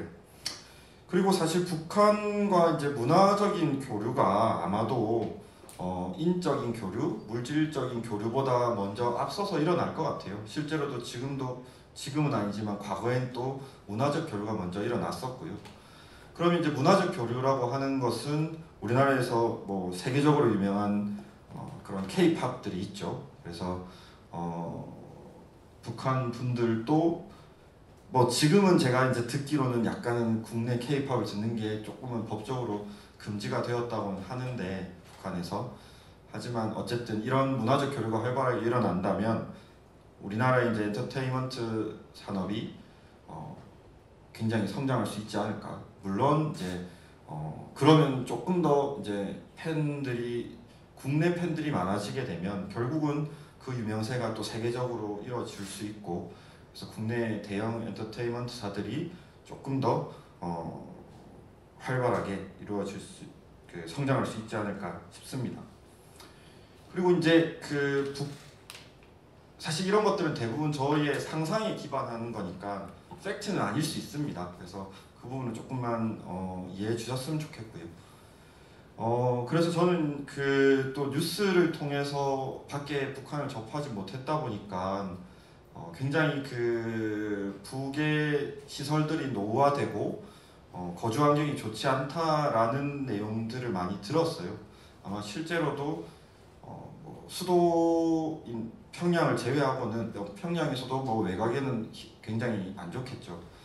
그러면 이제 그런 어떤 인적 물질적 교류가 시작되게 되면 저희 우리나라에서 또 강한 건설과 관련된 업체들이 아마 너도 나도 북한에 진출을 해서 굉장히 큰 아파트 아니면 뭐 굉장히 뭐 큰 건물들을 짓기 시작할 거고요. 대부분 이제 우리나라의 자본들이 우리나라라고 표현은 이제 북한도 나중에 이제 통일이 되면 우리나라긴 하지만 이 남한의 자본들이 조금은 더 경제력도 크고 하니까 아마 남한에 있는 업체들이 조금 더 성장을 할 수 있지 않을까 싶습니다. 그러면 건설과 관련된 건설 업체들 그리고 뭐 건설과 관련된 장비를 만드는 건설 기계 업체들 이런 업체들이 상당히 비즈니스적으로 호황을 누릴 수 있지 않을까 싶고요. 조금만 더 이제 공학적으로 접근을 해보자면 그리고 이제 너무 우리 쪽만 생각을 한 것 같아요. 그래서 이제 조금 더 공학적으로 접근을 했을 때에 어떤 비즈니스가 성공할 수 있을까 또 잘 성장할 수 있을까에 대한 고민을 해보면 북은 국방과 관련된 기술이 상당히 뛰어난 것처럼 보여요. 물론 실제로 제가 잘은 모르지만 그래서 대표적으로 그들은 미사일을 많이 바닷가로 쏩니다. 근데 이제 그 중에서 실제로 뉴스에도 많이 나오는 대륙간 탄도 미사일 ICBM이라고 하는 그 미사일을 보유를 하고 있는데요. ICBM과 일반적인 미사일은 조금 차이가 있습니다. ICBM은 결국 대륙 간에 이동을 해야 되기 때문에 미사일을 발사하게 되면 우주까지 올라갑니다. 우주까지 올라가서 우주를 통과해서 다시 내려오면서 그 목표물을 타격을 하는 그런 원리인데요. 그래서 그 미사일 발사 각도를 하늘을 향해서 발사를 하게 되면 그것은 그냥 로켓이 됩니다. 로켓이. 그래서 저희도 당연히 뭐 나로호를 많이 발사하고 한다고 이제 기술 축적을 했겠지만 그들은 저희보다도 정말 많은 그 경험에서 일어난 기술 축적을 가지고 있을 것 같아요. 저희 추측입니다만. 그래서 뭐 그런 말이 있죠. 실제로 경험을 많이 한 사람들이 그냥 이론적으로만 우수한 사람들보다도 훨씬 좋은 기술을 갖고 있습니다.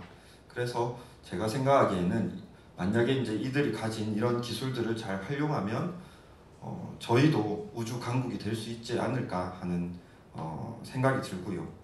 그 다음으로는 또 그들이 또 강하게 그 강점을 가지고 있는 부분이 바로 해킹이에요. 해킹. 전 세계에서 유일하게 북한이라는 나라는 해킹으로 외화를 법니다.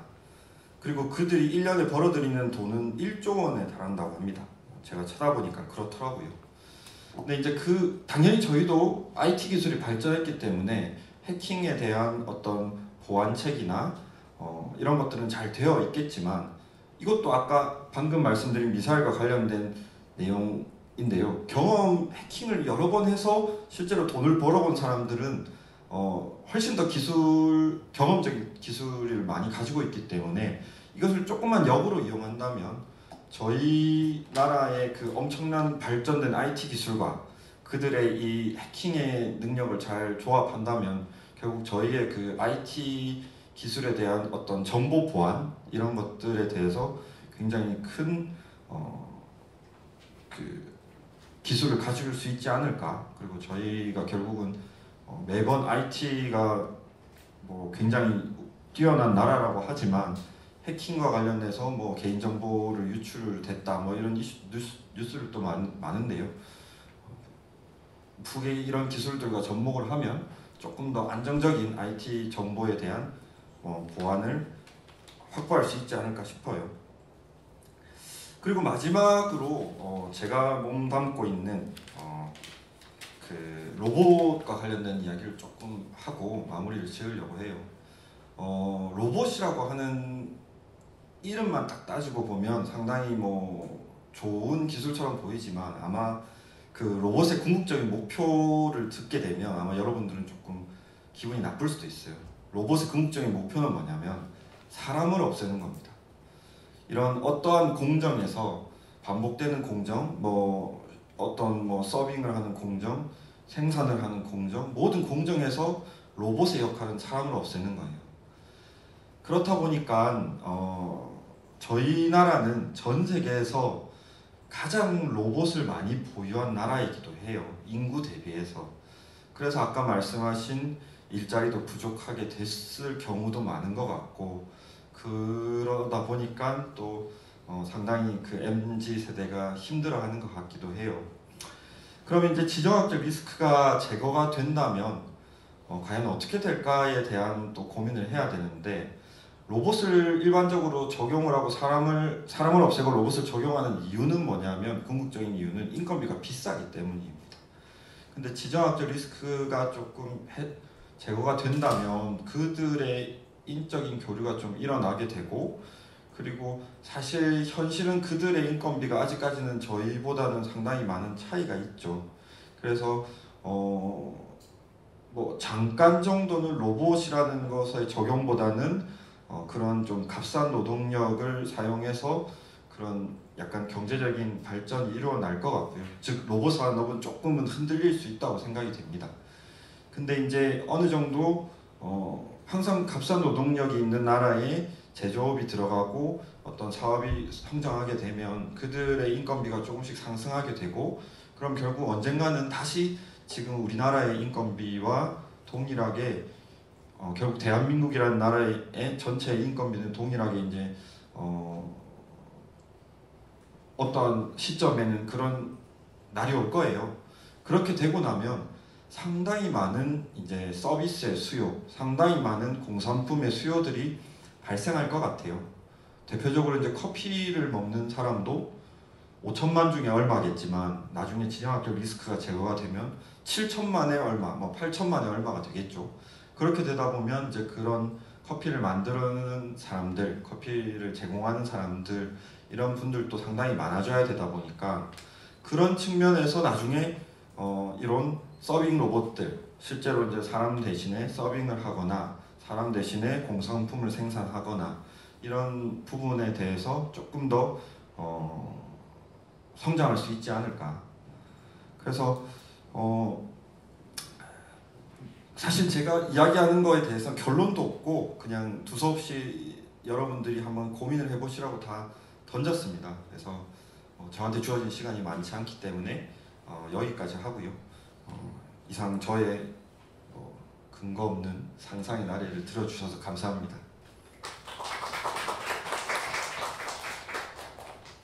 제가 어디서 처음 들었는지 모르겠는데 이제 창업을 한 그 창업가들한테 되게 많이 얘기하는 멘토나 구루 같은 사람들이 하는 얘기 중에 하나가 자원 중심적으로 생각하지 말고 기회 중심적으로 생각하라는 말을 많이 하거든요. 그래서 주어진 것으로만 제한해서 사고하면 얻을 수 있는 기회가 되게 한정적이다 보니까 좀 아웃 오브 더 박스를 많이 해야 된다라는 얘기를 많이 하는데 말씀해 주신 것처럼 사실 어떤 평화 관계가 설정된다라는 것은 반드시 기브 앤 테이크 혹은 트레이드 오프라기보다는 교류라는 어떤 순환이 있는 것 같아요.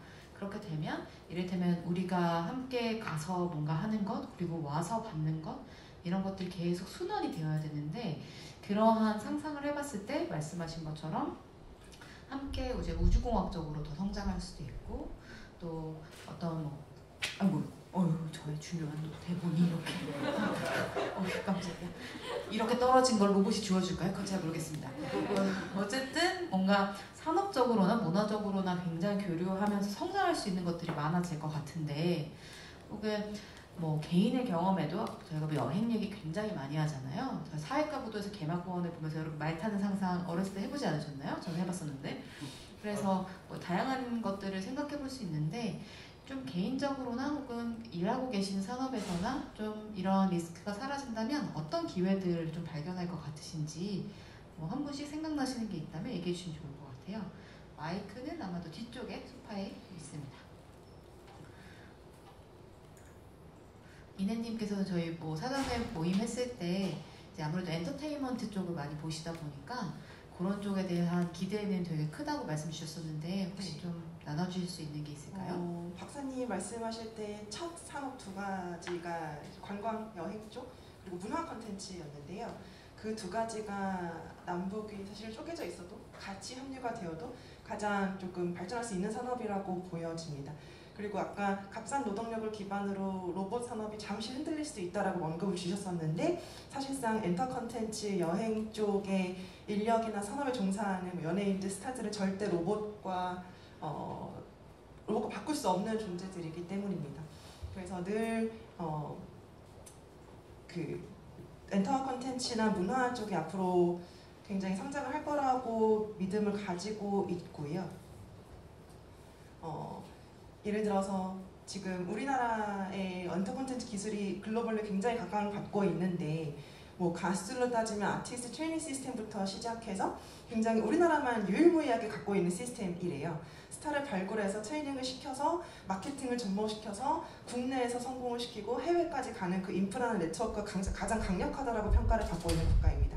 그래서 이런 것들을 자 이제 북한에 있는 다른 젊은이들과 접목을 시켜서 하면 5천만 인구에서 스타가 탄생하는 게 아니라 말씀하셨듯이 7천만, 8천만 인구에서 스타가 탄생하는 거기 때문에 로봇과도 절대 대체할 수 없는 그런 쪽에서 성장 가능성이 북한에서도 굉장히 클 것으로 분석이 되고 있고 그리고 관광도 오고 가고 굉장히 활발해질 수 있을 것 같고요. 여행 수요는 우리나라가 특이하게 인당 GDP로 비교해서 볼 때나 인구 대비 출국자 수로 봤을 때 우리나라가 굉장히 관광을 좋아하는 민족이더라고요. 그래서 오고 가고의 교류가 굉장히 활발해질 것 같고 그리고 앞으로 이런 좀 지속성, 교류의 연계성을 생각하면 문화 콘텐츠가 상당히 많은 힘을 실어줘야 된다고 생각을 하고 있어요. 뭐 주입식 교육처럼 통일은 좋은 거야, 통일을 해야 돼라기보다는 뭔가 문화적으로나 콘텐츠적으로나 교류를 하면 젊은 분들도 약간 자연스럽게 그냥 북한은 다른 나라가 아니라 우리 민족이고 약간 자연스럽게 그들을 받아들이고 인정하게 되고 스며들게 되고 그렇게 되는 것 같거든요. 그래서 앞으로 예를 들어서 최근에 다들 즐겨 보셨을 드라마인데 사랑의 불시착 같은 드라마가 있어요. 뭐 남과 북의 여성 남성이 실제로 드라마에서 굉장히 사랑을 했고 뭐 실제로 연인으로 발전을 하게 되었지만 그래서 그런 것처럼 그런 문화적인 교류가 앞으로 활발하게 되면 그게 지속성이 되면 점진적으로 받아들임에 있어서 훨씬 더 용이해지지 않을까 생각을 하고 있어서 문화 콘텐츠, 엔터테인먼트 이런 쪽은 네 앞으로 MZ세대 분들이 굉장히 많이 기여해 줄 수 있는 북한에서도 기여해 줄 수 있는 산업이라고 생각이 됩니다. 들으면서 제가 생각했던 것들 아주 짧은 거 하나랑 조금 긴 거 하나 있는데 하나는 소개팅 앱이 또 잘 되겠구나. 그거 아세요? 우리나라 앱 중에 그 매출 순위로 보면은 항상 탑 10 안에 5개 이상의 소개팅 앱이거든요. 엄청 많이 해요, 진짜. 게임만큼 많이 하거든요. 네, 생각이 들었고요. 두 번째는 그 코로나가 처음 막 시작됐을 때 이제 지인님께서 너무 잘 아시겠지만 여행 산업들이 다 막 거의 도산 직전까지 가고 했을 때 굉장히 어려운 상황에서도 성장을 한 스타트업이 한 곳이 있어요. 마이리얼 트립이라고. 거기는 이제 원래 어떤 국가에 여행 가면 거기에 살고 있는 현지인이 투어를 해주는 그 가이드 투어로 되게 유명한 곳인데 아무래도 이제 국가 간 이동이 어려우시다 보니까 여행자들이 오지 않잖아요. 뭐 프랑스 파리든 영국 런던에도 오지 않다 보니까 랜선 투어를 했었어요. 현지에 있는 사람이 돌아다니면서 라이브 투어를 해주는 거죠. 근데 그게 다들 너무 가고 싶으니까 엄청 잘 팔리는 거예요. 그래서 저희가 다른 자리에서 이야기를 하면서 그냥 당장 어떤 평화적인 방법으로 뭔가를 할 때 또 하나의 컨텐츠가 이런 여행을 직접 못 가더라도 일단 좀 실상을 실제를 보고 싶다. 우리가 이를테면 말씀 나눴던 뭐 백두산이나 뭐 몇몇 곳에 포인트들이 있고 또 요새 워낙에 한국에서는 캠핑 유행이니까 캠핑 쪽들이 좋아할 만한 스팟들을 라이브 투어 같은 걸 하면 정말 재밌지 않을까? 뭐 이런 생각을 했었거든요. 약간 이게 만약에 일본이라면 당연히 또 이제 관계가 있지만 뭐 미국이라면 당연히 가능했던 여러 가지들이 왜 북이라고 하지 않았을까라는 것을 좀 생각을 바꾸면 가능성이 좀 보이는 것 같아요. 그래서 이런 식으로도 한번 생각해 볼 수 있고 그래서 소개팅 앱 일단 하나 중요하고요.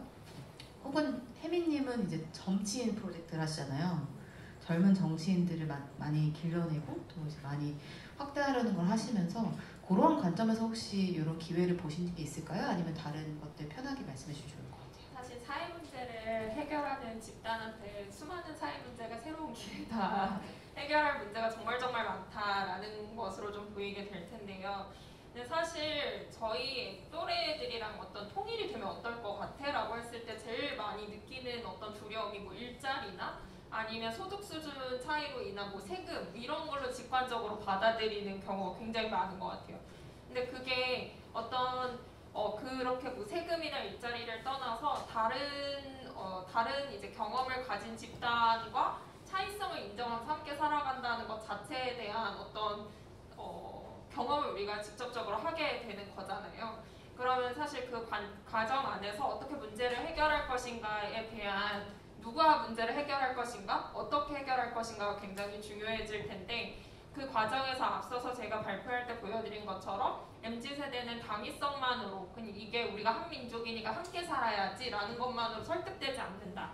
그러면 이제 그 동료 시민으로서 이 문제를 어떻게 풀어갈 것인가에 대한 부분이 어떻게 보면은 이제 그 문제에 대한 관점을 이해하고 있는 주체로서의 리더십이 나와야만 이 문제를 좀 더 직접적으로 잘 해결할 수 있을 거라는 기대를 가지고 있습니다.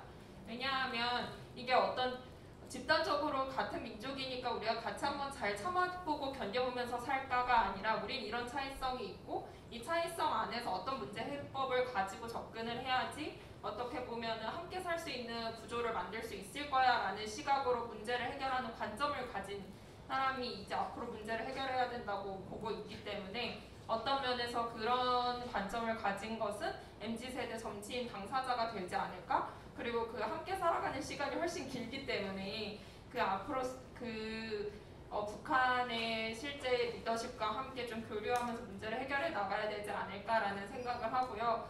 한편으로 좀 우려가 되는 지점에 있어서는 사실 그 앞서서 이제 공정 얘기도 하셨기도 했었는데 어떻게 보면 이 기반의 불확실성이나 불안정성이나 일자리 문제가 되게 높아질수록 어떤 새로운 집단의 문제를 함께 해결해야 된다는 감각에 있어서의 거부감이 계속 높아지는 것 같아요. 그러니까 아까 이제 개인의 영향력이나 다양성에 대한 포용을 말씀을 드렸는데 개인과 개인으로 만났을 때는 다양성을 인정하고 당신의 문제도 해결됐으면 좋겠어요 라고 되지만 내가 이 당신의 문제를 해결하는 데 있어서 나도 함께 할게요 라든지 뭐 우리가 함께 해결해 볼 수 있어요 라는 관점에 있어서는 사실 삶의 여유가 되지 않다 보니까 그 손길을 뻗는 데까지 좀 더 많은 시간이 점점 들어가기 시작을 하는데 그런 관점에서 만약에 우리가 통일이 된다면 내지는 혹은 그런 어떤 제한이 없어진 상황이라면 어떤 방식으로 이 문제를 바라보고 공동의 문제로 감각하게 될까? 어떻게 보면은 더 경험적으로 차이가 큰 집단이기 때문에 거기서 오는 어떤 심리적 장벽을 어떻게 해소해 나가야 할까라는 부분에 있어서 해결해야 하고 고민해야 할 부분이 너무 많지 않을까라는 생각이 듭니다. 그래서 오히려 그 부분에 있어서 MZ세대의 실제 리더십들이 실질적으로 고민하고 논의할 수 있는 장도 역시 필요하다고 생각이 드는데요. 그게 이제 어떤 면에서는 어떤 가능성만 이야기할 뿐 실제 시뮬레이션 토론을 해볼 수 있는 기회들이 많지 않은 것 같아요. 사실 제가 성장해왔을 때 뭐 도덕 시간이나 사회과 부도 말씀하셨고 이런 시간에 있어서는 이렇게 막연하게 어떤 정치적 맥락으로만 이야기가 됐지 실제로 그 차이성을 가지고 어떤 문제가 발생할 수 있는지에 대한 갈등 상황에 대해서는 거의 이야기하지 않고 오히려 갈등이 없는 평화적 상황에 대해서만 늘 학습해왔던 것 같거든요. 그래서 이제는 실질적으로 갈등에 대한 구체적 상상을 해보면서 해법에 대해서 좀 논의를 해야 되지 않을까? 그리고 그 문제를 해결하는 주체로서 실제 동시대를 살아갈 또래일 이제 MZ세대가 좀 더 나서야 되지 않을까라는 생각을 하게 됩니다. 마치 문과생한테 미적분을 풀어야 되는 상황에 처해진 것처럼 저는 그 어떤 굉장히 큰 차이와 다양성이 존재하게 되었을 때 학습력은 확 올라갈 것 같거든요. 다만 이제 문제 해결력이 문제인 거죠. 이게 아는 것과 실행하는 것은 매우 다른데 이걸 우리 세대가 그냥 학습하고 우리만의 스트러글링으로 남겨둘 때와 이걸 어느 정도는 해결해서 넘겨주었을 때는 큰 차이가 있을 것 같고 그래서 말씀하신 것처럼 담론으로만 이것이 소비될 것이 아니라 뭔가 작은 시도들 그리고 작은 성취의 경험들을 좀 쌓아놔야 그 다음에 레퍼런스가 될 수 있을 것 같다는 생각이 들면서 갑자기 또 마음이 무거워지네요. 아이쿠 마음이 무거워져가지고 자, 이 무거워진 마음을 청아님께서 가볍게 해주실 것이라고 믿습니다. 일단 이제 평화의 관점에서 보면 제 지인들도 몇 년 전부터 이제 스타트업을 시작하신 분들이 꽤 있고 실질적으로 투자도 받고 잘 풀리신 분들도 있고 지금도 이제 열심히 일을 하고 계신 분들도 있는데 일단 스타트업부터 말씀을 드리면 일단 뭐 남북 관계가 불확실성하다. 지금 꼭 스타트업이 국내에도 투자받지만 해외에서도 투자받을 수 있거든요. 투자 일단 받기 힘들겠죠. 스타트업이 물론 이제 나이 드신 분들이 시작할 수도 있고 누구나 시작할 수도 있지만 상대적으로 MZ세대들이 제가 주변에는 가장 많이 스타트업을 하고 있는데 일단 어떤 너무 좋은 아이디어를 가지고 있고 또 이 아이디어를 키우기 위해서 어떤 자금이 필요했을 때 그 자금을 뭐 남북관계 불확실성이 단적으로 스타트업에 영향을 미치지 않을 수도 있겠지만 뭐 해외 투자 받을 때 어려움이 있을 수도 있고요. 이 평화라는 것 자체가 남북관계뿐만 아니라 이제 뭐 최근에 보면 미중 무역 전쟁 리스크도 있었고 또 중동 리스크도 있었고 그런 평화의 관점을 봤을 때 글로벌이나 국내 한반도의 리스크가 있다면 경제나 주식시장에는 굉장히 큰 영향을 미치게 됩니다. 그러면 상대적으로 투자자들은 투자를 꺼리게 되고 남북관계 불확실성을 외국인 자금이 국내에서 아무래도 이제 유출되게 되고 또 그러면 시장도 변동성이 심해지고 환율도 변동성이 심해질 수가 있습니다. 그러면 그게 경제, 국내 또 영향을 미치고 어떻게 보면 또 이게 실업까지도 이어질 수도 있는데 뭐 전반적으로 모든 지금 경제 분야에 걸쳐져 있는데 한반도 리스크가 남북 관계가 뭐 시장의 가장 중요한 요소 중에 하나지만 이것 때문에 뭐 시장이 좋아졌다고는 보지 않습니다. 뭐 최근에 작년에 코로나 이슈도 있었고 예전에 그 미국 서브프라임도 있었고 다양한 요인이 있는데 그 중에서 남북 관계가 뭐 평화 모드이다 그러면 우리가 뭐 스타트업부터 해서 주식 투자든 아니면 뭐 채권 투자든 모든 투자를 할 때 좀 더 마음이 안정적이고 좋은 회사를 구별해서 투자할 수 있기 때문에 저희한테도 오히려 이게 더 유리하지 않을까 그렇게 생각을 하고 있고요.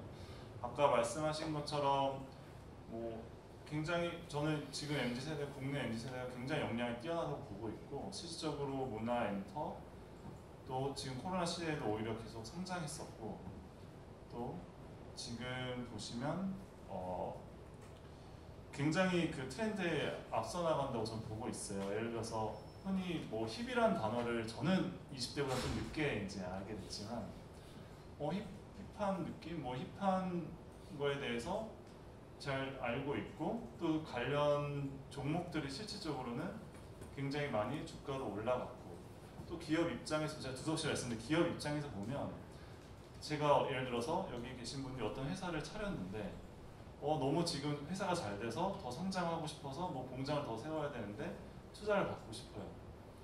그 투자를 받기 위해서는 주식을 발행하거나 채권을 발행하고 그 투자자들이 그 주식과 채권을 발행한 돈을 모아서 더 회사를 키울 수 있고 투자 입장에서도 어떤 회사에 투자를 하면서 그 투자 수익이나 배당 수익도 추가적으로 이제 얻을 수 있기 때문에 이게 어떻게 보면 다 연결고리가 이제 이어져 있는데 그 중에 하나의 가장 중요한 고리 중에 하나가 지금 우리나라 입장에서는 남북 관계가 굉장히 중요하고 사실은 남북 관계도 사실은 중요한 요소 중에 하나지 모든 걸 대변하지는 않습니다. 사실 지금 시장에서는 글로벌 증시가 다 지금 어떻게 보면 커플링돼서 이제 따라가고 있는데 한때 국내 같은 경우는 남북 관계 안 좋고 정치 관계가 안 좋았을 때 계속 이제 어떻게 보면은 글로벌에서 지금 가장 50% 이상의 점유율 갖고 있는 시장이 미국인데 미국과 계속 디커플링 되면서 아까 말씀하신 것처럼 굉장히 밸류를 낮게 받았거든요. 근데 하지만 뭐 평화라는 조건이 있고 지금 우리 뭐 MZ 세대가 열심히 뭐 잘 하고 있고 하다 보면 뭐 우리나라에 있는 기업들도 뭐 투자도 많이 받고 또 뭐 실적도 많이 내고 또 투자도 그만한 이제 수익을 낼 수 있고 저희들도 더 계속 많이 다 같이 발전하지 않을까 제가 두서 없이 얘기했습니다. 네, 이상입니다. 너무 공감하고요. 그 혜민님 너무 잘 아시겠지만 이제 뭐 스타트업 비영리 스타트업이든 영리 스타트업이 처음에 할 때 그 의시다들 제일 많이 듣는 질문이 시장이 너무 작다라는 얘기 되게 많이 하거든요. 그래서 한국의 모든 그 정부 지원 사업의 마지막 그 서류 내야 되는 그 질문이 글로벌 전략이에요. 일단 벗어나야 되니까 나가야지 시장을 더 많이 확보할 수 있으니까요. 근데 이를테면 뭐 말씀하신 대로 뭐 자금을 땡겨오는 투자도 가능하겠지만 이제 서로가 교류가 되었을 때 그 볼륨이 커진다라는 것의 의미는 굉장히 큰 것 같아요. 그래서 서로 함께 할 수 있는 것들이 있고 또 이제 평화 관계가 유지되었을 때 단순히 이제 위아래만 교류하는 것이 아니라 이제 방사형으로 더 많이 뻗쳐서 나갈 수 있잖아요. 그런 것들을 상상해 본다면 그런 지정학적 리스크나 또 언어적 한계가 조금 줄어든다면 훨씬 해볼 수 있는 게 많지 않을까. 저는 한국말로 사업 계속 하고 싶거든요. 그래서 5천만 더 넘어야 돼요. 근데 그래가지고 1억 명 정도를 그럼 일본 정도 규모 되니까 그거를 참 기대하고 있습니다. 그 저희가 사실 준비한 시간은 4시까지라서 한 7분 정도 남았는데요. 오늘 이제 이 자리를 처음에 마련했던 계기는 앞서서 말씀드렸던 바와 같이 이제 저희가 MZ를 대표할 수는 없지만 그 중에 한 명 한 명으로서 지금 이 상황을 시대를 바라보고 있는 관점이나 고민하고 있는 것들을 좀 나누고 그것들이 공론화되었을 때 여러 생각거리를 던져주는 것에 좀 목적을 두고 있었고요. 사실 뭐 저희가 아까 말씀드린 것처럼 뭐 정치, 사회, 경제, 문화적으로 각자 활동하는 분야는 있지만 전반적인 전문가는 아니라서 해답을 찾아드리기는 어렵지만 함께 좀 고민하고 이야기 나눴으면 좋겠다라는 의미로서 오늘 이 자리를 함께 마련을 하게 되었습니다. 그래서 이제 아무래도 저희가 처음 연결이 되어서 만났던 게 지금으로부터 한 달 좀 안 된 것 같아요. 그래서 그때 이 제안을 받았을 때와 지금이 혹시나 만약에 아주 조금 1mm라도 다르다면 뭔가 좀 달라진 생각이 있다면 한번 공유해 주시면 좋을 것 같고 뭐 오늘 마무리하면서 느끼셨던 부분 한 분씩 얘기 한번 해보면 좋을 것 같은데요. 어떤 분부터 할까요? 마이크를 들고 계시네요. 네. 예, 오늘 자리를 저도 이제 처음에는 약간 거절을 했었어요. 근데 이제 사전 미팅을 해보면서 그리고 실제로 상당히 재밌더라고요. 재밌다라고 하는 게 저는 평소에 좀 상상을 많이 하는 편인데 이 평화와 관련된 상상에 대해서는 애초에 제 스스로도 그쪽 분야를 상상해봐야겠다는 생각조차도 못했었는데 실제로 저한테 이런 기회가 주어지고 그리고 실제로 사전 미팅 하기 전에도 그냥 평소에도 그와 관련된 상상을 상당히 많이 하게 된 것 같아서 상당히 재미있었고 제 개인적으로도 재미있었고 그리고 실제로 오늘 와서 저랑 전혀 다른 분야의 전문가분들께서 이런 내용들을 또 이야기해 주시니 또 그 나름대로 또 정말 재미있었던 것 같아요. 그래서 어쨌든 이런 자리 마련해 주셔서 정말 감사합니다. 감사합니다. 네, 저 역시도 사실 평화 통일이라는 주제로 어떤 이야기를 할 수 있을까 좀 막연해서 제가 할 수 있는 자리는 아닌 것 같다. 너무 고생하셨을 것 같죠. 모두가 한 번씩 거절한 어떻게 보면 패널 자리인데요. 근데 사실 오히려 이야기를 들으면서 제가 평화라는 관점을 얼마나 좀뭐 일부분으로만 봤는지 좀 확장된 경험이어서 오히려 다른 패널분들의 이야기를 들으면서 되게 많이 배우기도 했고요. 그 다음에 한편으로는 점점 이 문제라는 것들 그리고 어떤 해결해야 되는 부분에 있어서 진짜 관점이라는 게 되게 절반 이상이구나 라는 생각을 오히려 앉아서 좀 들었던 것 같아요. 그래서 평화를 봤었던 제 관점이 어떤 일부였기 때문에 이렇게만 봤다면 오늘 뭐 이렇게 기술이나 아니면 주식 경제 쪽으로 확장해서 바라봤을 때 되게 다각화되는 것처럼 어떤 문제 해결이라는 어떤 해법에 다가가기 위해서는 좀 더 관점이 많이 확장됐으면 좋겠다라는 생각이 들었고요. 그리고 마지막으로 마이크를 잡는 거기 때문에 잠시 홍보 시간을 가져도 될런지요. 하세요. 네, 제가 대표니까요. 그래서 저는 이제 그 정치인 부족 문제를 해결하는 뉴에이즈라는 곳에서 일하고 있다고 아까 앞서 소개를 드렸는데 저희는 이제 내년 지방선거에서 만 40세 미만의 젊은 정치인들 더 많이 등장하게 하고 있고 그 문제를 해결하기 위해서 캐스팅 매니저라는 지지 그룹을 모으고 있어요. 그래서 캐스팅 매니저는 누구나 될 수 있고 실제로 응원, 뭐 후원 혹은 실제 좋은 내 친구가 이 사람이 진짜 딱 정치를 하면 좋겠는데 아직 결심을 못한 것 같아 라는 어떤 제안까지 모든 역할을 다양하게 할 수 있으니까요. 뉴에이즈 검색하시면 웹사이트가 나옵니다. 그럼 캐스팅 매니저를 15,000원 가입하실 수 있다는 사실을 말씀을 드리면서 좀 더 젊은 정치 주체들이 등장해서 이 문제에 접근했으면 좋겠다, 정치인을 응원하고 싶다라고 하신다면 캐스팅 매니저가 되어주십사 부탁을 드려보겠습니다. 네, 이상입니다. 감사합니다.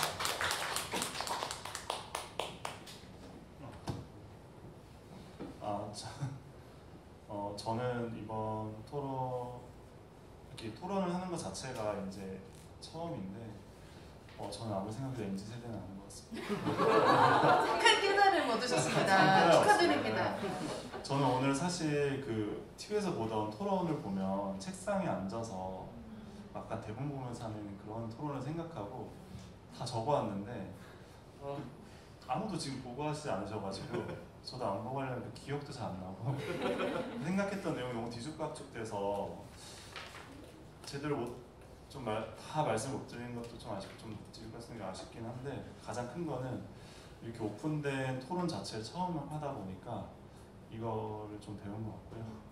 그다음에 저는 사실 이번 토론 자체를 좀 배우로 좀 나온 편이어서 네, 오늘 많은 좋으신 말씀 들어가지고 앞으로 좀 많이 기억에 남을 것 같습니다. 감사합니다. 감사합니다. 네, 저도 이번 이벤트를 계기로 평화와 통일에 대해서 곰곰이 생각했었던 기회가 있었던 것 같아요. 평소에는 전혀 없었었는데 그래서 많은 분들 얘기를 듣고 나누면서 좀 마음이 재미있었던 것 같고요.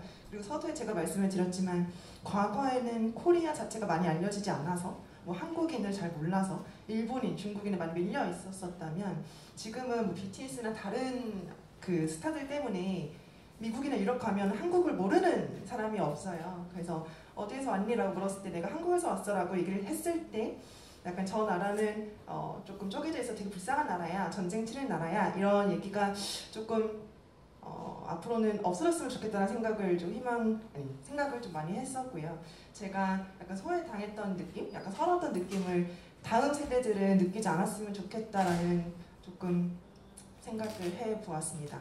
네. 감사합니다. 혹시 오늘 참석하신 분 중에 마지막으로 지금 딱 넷인데요.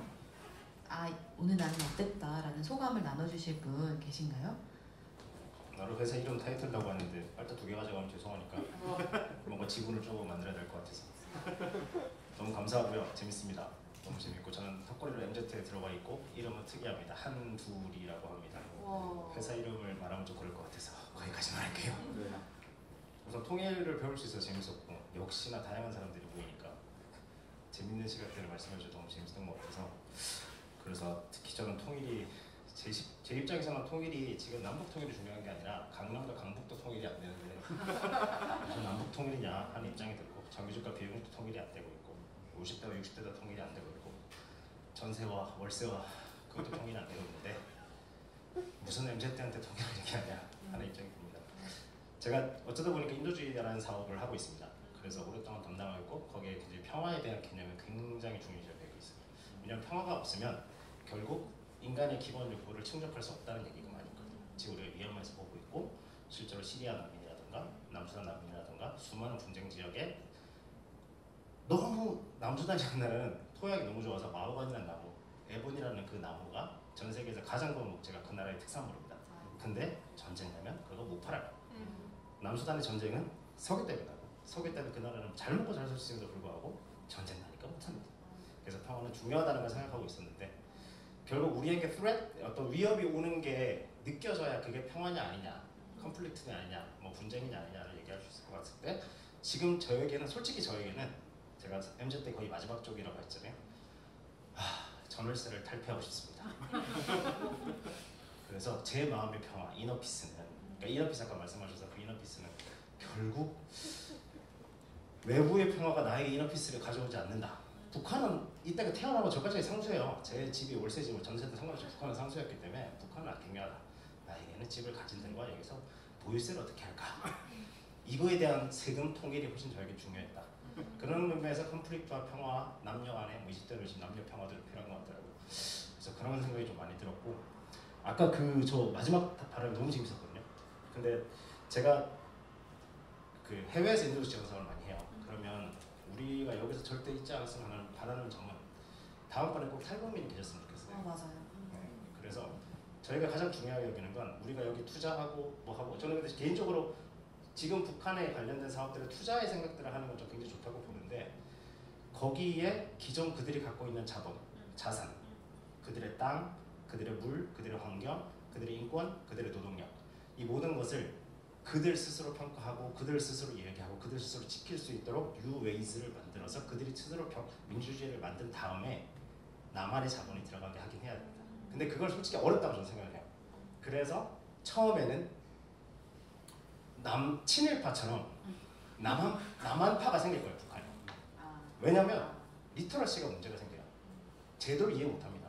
민주주의 제도를 이해 못해서 여기 탈북에 있던 사람들이 수없이 올라가서 그 사람들이 뭘 다 하면서 굉장히 옛날 말로 치면 남한의 프락체가 될 거고 남한 자본가에 근데 좋게 말하면 에이전트고 브로커이죠. 미국 사회 브로커는 나쁜 게 아니잖아요. 근데 그런 사람들에게 혹시나 너무 그 사람들 위주로만 돌아갈까 그것도 좀 조심스럽고 그래서 어떻게 보면은 우리의 자본과 우리의 부동산 투자와 우리의 모든 것들이 뉴웨이즈를 만들어서 그들의 대북 출신, 북한 출신 정치가들이 나와서 정치주의와 민주주의를 만들어서 미얀마보다 좀 나은 상황이 됐을 때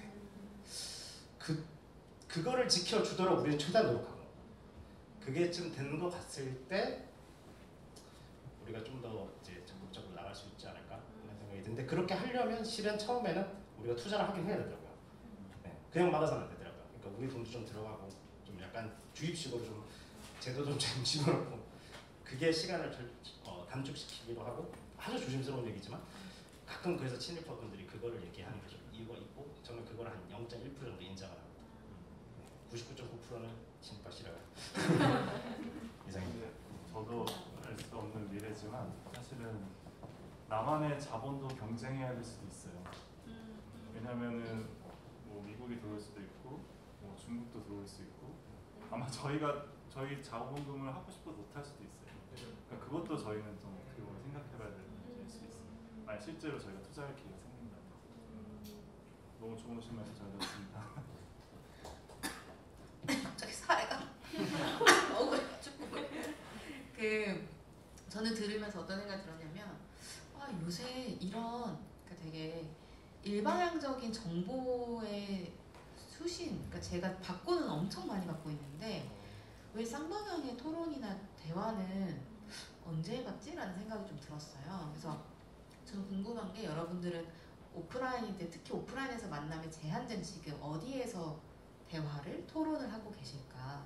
그리고 그 대화가 단순히 그 행복주택에 어떻게 들어가야 할지, 청약을 어떻게 이거 말고 뭔가 다양한 주제에 대한 공론장이 왜 우리한테는 없어졌지?